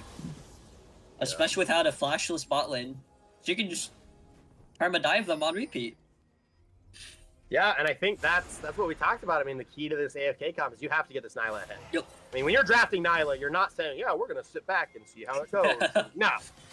We want to absolutely dominate this lane. Yep. And that's what we're seeing so far. Obviously, that botch dive, that quadra kill, absolutely backbreaking. And again, them continuing to put the pressure on and capitalize on it. Love to see it. Ooh, we do see... It's down here. Cutting here. But Peekaboo is also moving. And that Nature's Grasp is available, so we'll see what happens. Dwango Unchanged gonna go ahead and pick up the goes where he pleases, moving forward, getting some good trading here onto Fozzie Bear, but with that level up, gonna go ahead and back off. Not too crazy, just tanks wailing on each other. Nothing to see here. Kind of like a wet noodle fight up there. Yeah. Oh, he's gonna pick up there. The maximum dosage being picked up, but the Keeper's Verdict bouncing him away, not allowing him to continue that fight. Although the downside here is with this health lead, he is just going to be able to get this wave in. And you got to imagine Fozzie Bear is going to want to catch it, as we may have a little bit of... Oh, looks like we're okay. Looks like, as we speak, the ultimate going to come in for Jed. Nothing too crazy. Unfortunately, not a ton of damage from the ultimate itself. The healing coming out from Senna, able to kind of keep Jed alive there. And I like the look from... Yeah, I like the look from young Adrian, but I agree. I think, like you said, getting the prio for this drag, absolutely okay. Cutting down on one of those potential win cons. Yep. Now, if I was AFK, I would rotate my bot lane mid and just go for these grubs. Yeah, and it looks like you said, they're doing exactly that. They are not going to allow Zhao to take these grubs uncontested. These are my grubs, sir. As Lundo's just gonna walk bot lane here, and we will see what happens. Young Adrian just, He's I mean, he's just gonna get running away prio with and this game. rotate to this as well. Yeah, absolutely. And he's level 9 already. Yeah. And Looks like he might sneak a plate away here. Yep, the plate Nope. gonna go away as well. And these grubs, I mean, Xiao recalling, recognizing, hey, I can't Yeah. contest this. There's I nothing can't we touch can it with do. Annihilator. Yep. I mean, I think this just shows, like that mental game of, like, hey, you're in a best-of-5 series. You're playing for a playoff berth, or actually, you're playing in the playoffs. It's just a mental game. Being able to bounce back from what happened last game. I hate to say it, almost like we got stomped on. Yeah. But hey, this is next game. Let's reset. Let's play this game. Yeah, absolutely. Ooh, Fozzie Bear getting a heavy trading here, looking to kind of force on the Duengo Unchained. He might be in a little bit of trouble. That maximum dosage still a couple of seconds out. Maybe looks like he's going to get walked out here. Nope. Of course, Bradlett kind of pushing in here on this Jet. I would be a little worried about this lane assignment. Of course, you did go for the Blackfire Torch, so it's not as much burst damage, but you're still on 80 carry into Syndra, and I think you need to be careful. Because there could be a Offside skirmish going here on the bot line. Excuse me, Philly B gonna get in the curse of the Sad Mummy, locking them two up. But the Apotheosis gonna go ahead and get some huge healing on from young Adrian. And he is getting healed up, but he is gonna get taken down by the Swain ultimate. Absolutely huge shutdown by this Ascension. Just, oh my gosh, huge from the side of Swain. This is absolutely a great pickup to get IDH back in the game. I think that is a key there, but the only downside is your setup kill. Realistically, you'd want it to go to a Swain, or you'd want it to... Yeah, Swain is the only option there. Yeah, and I think, unfortunately, obviously... Oh, the stun going to come through. He is going to get on there. A little low on mana, so we'll have to see. Looks like he is going to go ahead and dodge that other Dark Sphere. Not going to have to be worried about the Unleashed Power at this moment, but he's going to get full prio on the lane. Oof. And I mean, if I'm IDH, I'm happy with going one for 3 there. Oh, yeah. Shut down on Adrian. And Swain is a good one to get there, and the Senna just taking that tower with Fozzie Bear, unable to do anything. That early lane prio really paying off, even though it didn't work and it did lead to a huge lead for young Adrian. They are still, using that prio to get things done around the map, and that's, that's the turret secured. That's one of the feats of warfare set up for him. Ooh, the smite got to go in. The Amumu looking in. Young Adrian looking like he wants to fight here. The Ascension going off for Swain. It is going to be huge. Some healing going in. Young Adrian trying to fight this, but in trouble. With Swain just absorbing and doing so much damage. Swain absolutely running these fights. Shinra moving up. Philly B splashing forward, trying to get the slow here. Gonna go ahead and disengage. Oh, Jed flashing forward. Xiao looking to find this stun. Oh, looks like, they are going to get the slow. Jed going to move forward. The stun going on. Unleashed Power comes out and taking out Jed. Holy skirmish did we get right there. Absolutely crazy. Looks like, he's going to go ahead and get the stun. Trying to stop this wave. Ooh, the Sentinel ultimate coming through. Oh, Nevermore. This is going to be, the Soraka ultimate buying some time. The stun going to land, and we are going to get the shutdown, but it looks like the stun's going to come through. Xiao's going to pass through, and I don't know if that's quite the way you wanted it to go. Ooh, I mean, that dive definitely could have been a lot cleaner. But I mean, if you're IDH, your Swain is 7-0. Yeah, this Swain is going to be a problem. He's got his Rylai's completed. Who kills the Swain right now? Yeah, this Swain just absolutely ran over mid game. Yep. I mean, young Adrian's lead doesn't look like anything. Yeah. Looks like he is going to go in here, try to put some pressure, going to get flashed from the Apotheosis. Not able to connect here. And, it does look like, that's something we don't talk about often, that Vision of Empire by Swain. Just so annoying sometimes. The slow, obviously the passive stack that he gets him, with the Ravenous Flock, just get those soul fragments. Ooh, they're going to get it. Nature's Graph going over. Young Adrian going through, stopping the bullying time, getting another kill. Still able to use that lead to get something done. Ooh. I mean, Adrian? Man, Senna still putting out a decent amount of damage.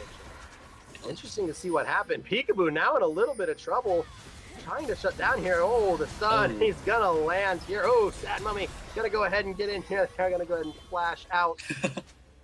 turned that around really quick, and now IDH has a free clear path for that dragon. Yep.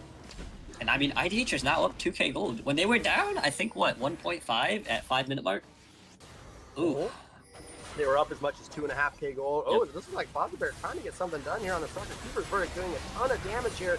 We do have the Mundo coming forward. It is going to get shut down by Young Adrian. Young Adrian looking to go forward, dashing in, going to get the other kill here on the Senna. And they told us Samira's dashes were too good. I mean, Adrian's doing what Adrian should be doing. Yeah, absolutely. And they're off his dragon. I mean, Zhao has an option. Good pull here. He is going to look. They don't have a jungler. Peekaboo is walking. He's almost walking. there. They're trying to take some time. They do see it. He is going to go ahead and take it. Now they're in trouble. This Swain, though, absolutely using the Ascension. Oh, this is going to be a huge moment. The Syndra on the back side. Just keep an eye on this. Adrian, Django Unchained trying to hold off as much as he can. Bradley T, ooh, the huge Descent ultimate going to be doing a ton of work there. And that is going to be, unfortunately, the dragon for AFK, but IDH wins the fight. These fights are just so chaotic. They're swaying. That's what these fights are. Holy cow. One moment is Adrian getting 2 kills. The next is Swain just eating up all the damage and saying, hey, I'm going to kill you anyways. Yeah, absolutely ridiculous. This Swain is absolutely destroying AFK right now. Yeah.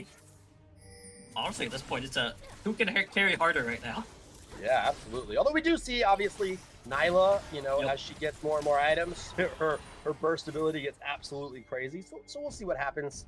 She does have that Lord Dominic's online now. Yep. And we did see, of course, already, right, the Mundo able to absorb quite a lot. And we're only 19 minutes of the game. Yep. He only has 1 item. So I think there's some life still. You're not sweating too hard yet. Yep. Yeah, you're not the panic button hasn't been pressed. But we are there. We are wildly aware of what could happen. Yeah. We're on the what's happening, guys? Die. But yeah, I mean, as the Mundo build gets more farm, gets more item, does Swain really ever kill him? Because he went Blackfire Rylai's. He's more building to kill this Nyla than the Moon. Yeah, we'll have to see how it goes. I mean, obviously some of this is going to depend on Mundo's build path. But there's so many good options now as a tank. I mean, Hollowed Radiance, obviously, Painted Clipper is still a huge option. And Heartsteel, just the amount of health you're going to build. Yep. And the damage is going to come from that. And then the Cleavers being, percent max health damage and just... I would question it. I think it's going to be tough. Yeah, definitely. It's interesting to see Adrian building upgraded boot before 3rd item. I think it's the Swain. I mean, honestly, I think that's what it is. I think, they have those feats of warfare, and he says, the Swain is what's killing me every time. I can... And also, obviously, Merc treads into a Mumu, right? Like, that's how you're losing those games. It's getting caught by Nevermore. It's getting caught by the Curse of the Sad Money or the Bandage Toss. I mean, those are how you're losing. So I like it. One of the few times I would say it's not trolled to build boots before getting your 3rd item completed. Yep. I mean, if I was AFK, I'd be like, okay, let's just relax for a bit. Yep. Let's get some more items on the style. Let's let Mundo scale. Yeah. If I was IDH, I'd be like, Swain, go in. Well, let's not forget about Syndra. The build is interesting, but I kind of see it. Obviously, you have quite a few healthy / tanky members, and you have Poppy, Amumu, Swain. But Cosmic's a little interesting, but I do like, of course, the anti-heal Oblivion Orb already being done. Ooh, Zhao looking for something. He goes as he pleases. Passive is down, so a little interesting, but nothing gonna happen out of it. Yeah. I always thought that was a great pass. Goes where he goes. Mundo does go this way. I go this way. I mean, I think your only win condition now is just Swain. Ooh, the bandage shot's gonna connect onto Peekaboo. Ooh, Curse of the Sad Money. Bullet Time also looking. Nature's Grasp going. There could be some re-engaging here. You do have to be careful. Oh, Apotheosis is gonna get hit, but the Keeper's Verdict's gonna knock young Adrian right out of the fight. Windows here. Oh, we're gonna get a shutdown on the top side. We don't even see it by Bradley. This is huge. We're gonna get the flash out by Fozzie Bear. This could absolutely lead to the Otacon. Oh yeah. And I think the player we haven't talked about a lot this game is Bradley. He's 4-1. Yeah, he's just been slowly picking these kills up. Yeah, slowly becoming a monster. And we were kind of criticizing his build a minute ago. We're gonna get a quick replay on how this happened. But that Cosmic Drive just absolutely doing work. Oh yeah. Oh my gosh, he's gonna get hit by that. The stun gonna come through. It just seems like this was a slow burn, Yeah. right? There's no Dark sphere, dark sphere, just over and over with. Oh, it's gonna connect again. It's gonna connect again. And he's got another dark sphere plus unleashed power. That's 1,000 gold shutdown. in his pocket. Huge. And that also gave his team, I mean, the opportunity. They took that mid tower, and now they're gonna look to get set up for this soul point on our Ocean Soul. Oh, imagine this Mundo with Ocean Soul. GG, folks. That is one thing I don't.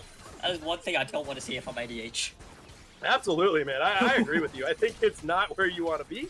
I think it's definitely a struggle. I do like to see this. Actually, it doesn't look like you're gonna do anything with it. I think that must have been a timer. Ran out of time issue. Looks like it might crash off, but not gonna do much more than that. Turret definitely not low enough to be taken out. Young Adrian just gonna pick up an extra 25 gold as we look to fight over this dragon. But now you're sacrificing your top tier 2 for this. That is true. Yeah, the silver lining thing is it's Poppy, right? What's Poppy gonna do? She doesn't really take it that fast. Yeah. Although looking at the Poppy build, Eclipse and Sun Sky, so the Poppy taking on some damage, not necessarily taking on this tank roll. Young Adrian needs to be careful. Okay, gonna take it. Nothing more gonna come out of that. That Vision of Empire trying to split them up, but not quite able to make it happen here. Ooh, gotta be careful here. We do see the bandit shot's gonna connect. Curse the Sad Mummy. The stun gonna come through. We are gonna see the Soraka get picked. The bullet time combo with Dawning Shadow. Bandit shot's connecting on Young Adrian, flashing and dashing to his friend. You know, they took that away from Samira because it was too good, yet here we are. So. And then they gave it to Nyla. And then they gave it to Nyla. I don't know about that. And then they gave more dashes to Mbessa. And then they gave more dashes to Mbessa. Oh my gosh. That was just some unfortunate positioning, not recognizing where Zawap was, and IDH honestly just picks up a couple of free kills. Yeah, just the vision control that IDH have right now. Yeah, the one silver lining is you do see this Dwango, the nature traps going over the crop. We do see that Unleashed Power is still there, although I think this is more of just peeling them off this tower than anything. Dwango needs to be careful as they all rotate towards the bot side as he starts to channel his recall. Okay. Yeah, I mean, Syndra's gonna become a monster in this game. She's 4-1, she got that 1,000 gold shutdown. She's scaling, she's hitting her spikes. I mean, double stun here. Young Adrian looking to go in. The Apotheosis gonna connect with the dash, even with the stun. The redemption not gonna be enough to keep Jed alive, and you gotta imagine Otacon is where they're gonna look. Baron also up though in 15 seconds, so you do see the Dwango Unchained pushing this top side, so that could be a problem. Philly B might have an angle here, gonna miss the Nevermore. Visions of Empire not connecting either. And, you know, if Dwango gets this wave pushed in, you gotta imagine Baron Nashor is where they're gonna go. Yeah, I mean, they have all the right tools for Baron right now, and their ADC. So they realistically don't want to contest it. Yeah, absolutely. And then you just have Syndra just laying down that poke damage with Cosmic Drive. Yeah, they're gonna have to make a choice though soon, because obviously Jed's respawning right now. Looks like they're not gonna want to do it. The bandage chop's gonna be able to buffer that stun.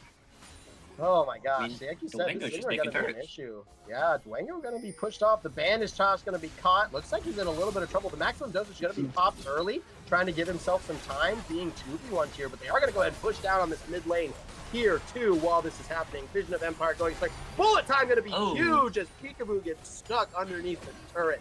And unfortunately for AFK, IDH picks up one, and this Dr. Mundo is in trouble on the top side. I love how he's just running around, not Vision of Empire gonna connect. That's slow gonna happen. As you do see, they are gonna go ahead and try to trade the mid tier 2 for this Mundo on the top side, and you gotta imagine them retreating into that bot side jungle. Ooh, Syndra gonna able. Oh, the Vanish Toss is gonna connect. Dawning Shadow looking forward. Sad Mummy's flash gonna be huge. Shutdown.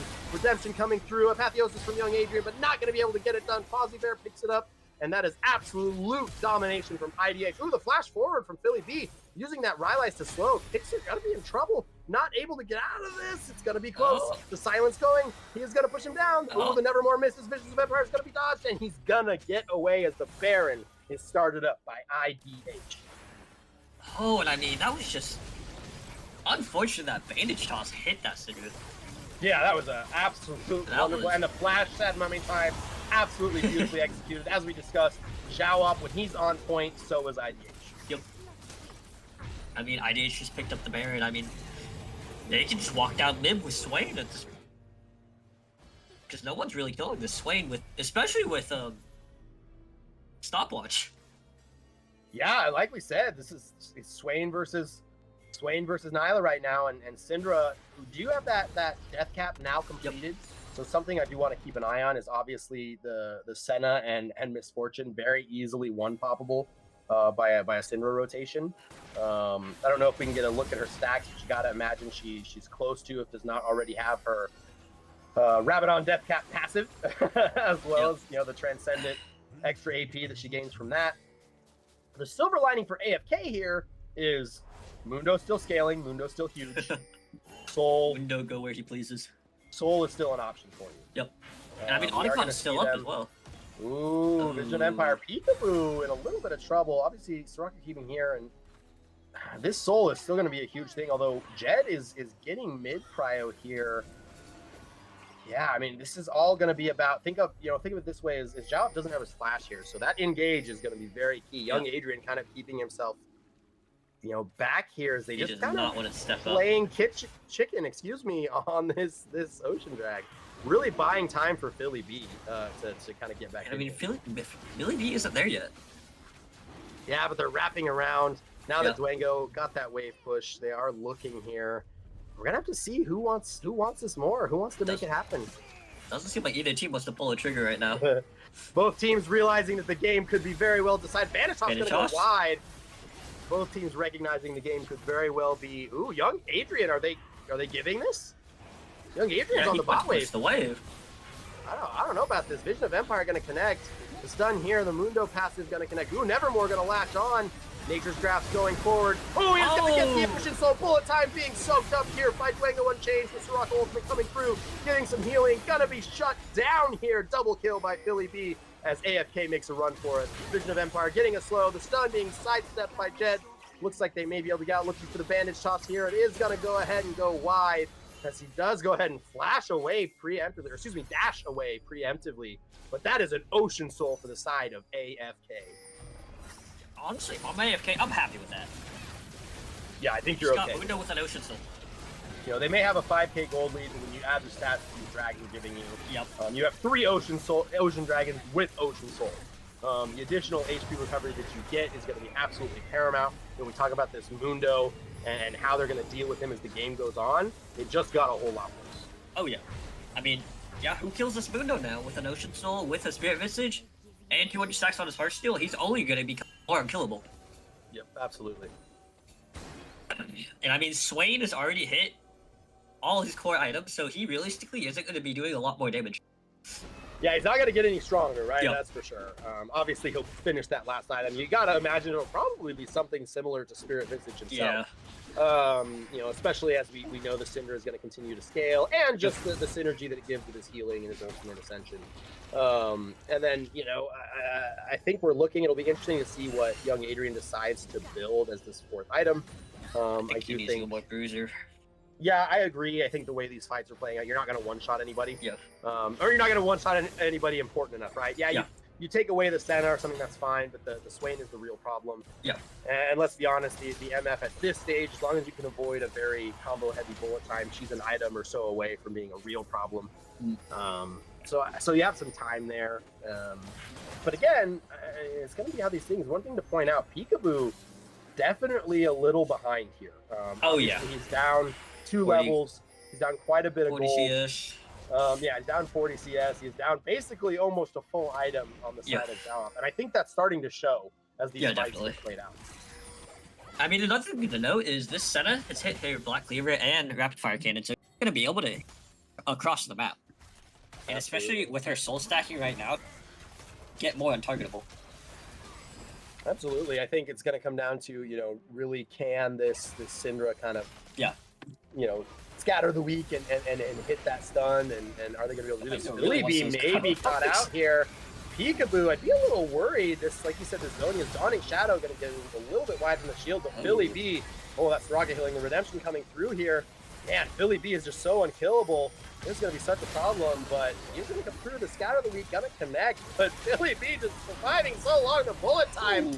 Holy cow, going to take care of Peekaboo, and this guy just unkillable. Maximum dosage already hit, Nevermore connected. Going to be stunned into that wall, but Vision of Empire is going to flash over. They're in such trouble here being chased down. Instead of going to flash forward. Curse of the Sad Mummy going to get it stunned. Going to take out 2. Young Adrian Turner. Pathos is going to be huge. Oh. Take over 1. He's going to take over 2. Looking to take down a 3rd, but he is in trouble. Going to get flashed into a stun from the side of Poppy as Bradley T just has to walk away and hope that it's over for him. He's going to try to maybe defend this tower, but you can't walk in that way. You can't walk in. It's a trap. Don't do it. Don't do it. As he is going to sneak away. Oh, the sun. Oh, the Zonia is going to be absolutely, and he is going to get taken down here. Jed going to stop him, and then, holy cow, Philly B going to take it out for an ace for the side of IDH. Just absolutely not the person to be picking on right there. Where is your heel cut? Yeah, it's on the side of Swain. Bradley, and he wasn't there. He was late. Yeah, he wasn't there. I mean, The Mundo Swain had is it, a but you're monster. not really hitting. And he didn't even use Zonia's. He No, held he didn't. He waited for it. I mean, this Swain is a real problem. The Swain is just taking over this game right now. Yeah. And Baron is up, so.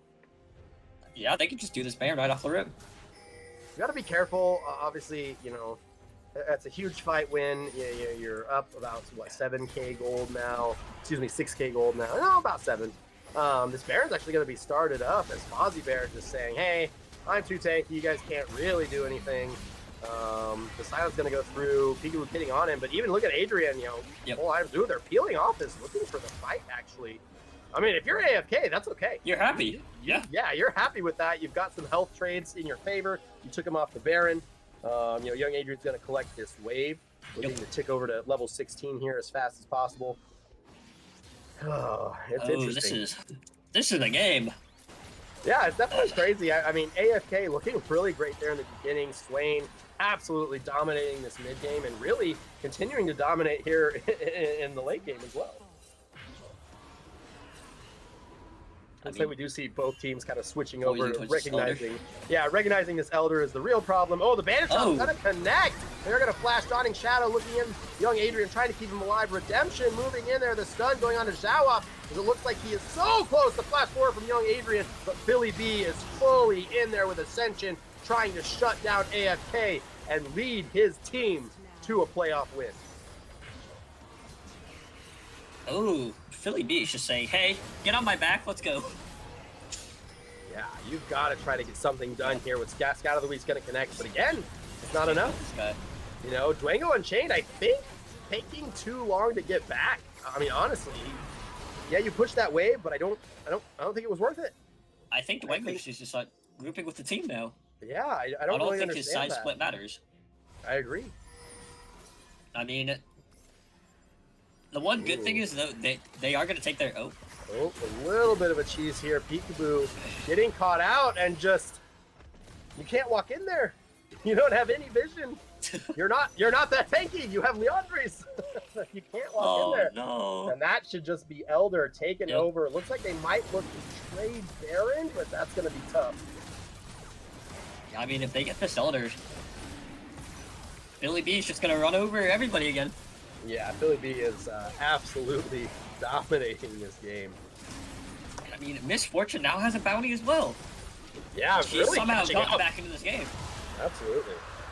And yeah, not able to look at this Baron. Obviously, young Adrian is just coming out of base, and man, this is tough. If you're IDH, you can take a Baron pretty uncontested, and then just look to end the game.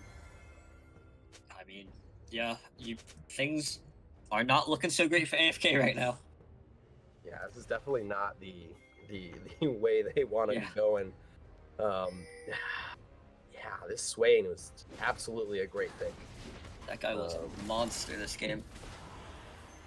Yeah, and I mean, when you think about it from draft, I mean, I like it. There's going to be a lot of this skirmishing and a lot of, you're going to be in Mundo and Maokai's faces, things like that. Yeah, I mean, I think if you're AFK, you just have to walk away and say, all right, can we wait out Elder? Can we survive this Baron? That's another 2.5 minutes on Baron. Yeah. if I was AFK, I'd just be pushing out my lanes, just Yep. hoping they don't do anything. Well, we have Flash on Zhao, so I mean, the ability to make a play here with Curse of the Sad Mummy is very, very. Yeah. It's there. I mean, It's he's already very proven viable. he can do that, and I think that's probably what we're going to see. As you see him kind of coming from a different angle than his team, looking to see what they can get done. Man, that love tap damage from Misfortune is absolutely shredding that tower. Just slow as Senna almost killing the Soraka by herself. The Dawning Shadow almost able to take it out. The bandage toss going in. Curse of the Sad Mummy gonna go ahead and take out Riley T there, just immediately into a 4v5. And if you're AFK, not a lot you could do. Nature's Grasp going to kind of slow him down, but Zhao still going to get in with the bandage toss on the Peekaboo. Not a lot that they can do as they knock in. Ooh, going in. Bullet time going to go over. Young Adrian going to get deleted before Apotheosis can come off. Glengo and Traden trying to make something happen for his team, but unable to do so. As Maximum Dosage going to keep him alive.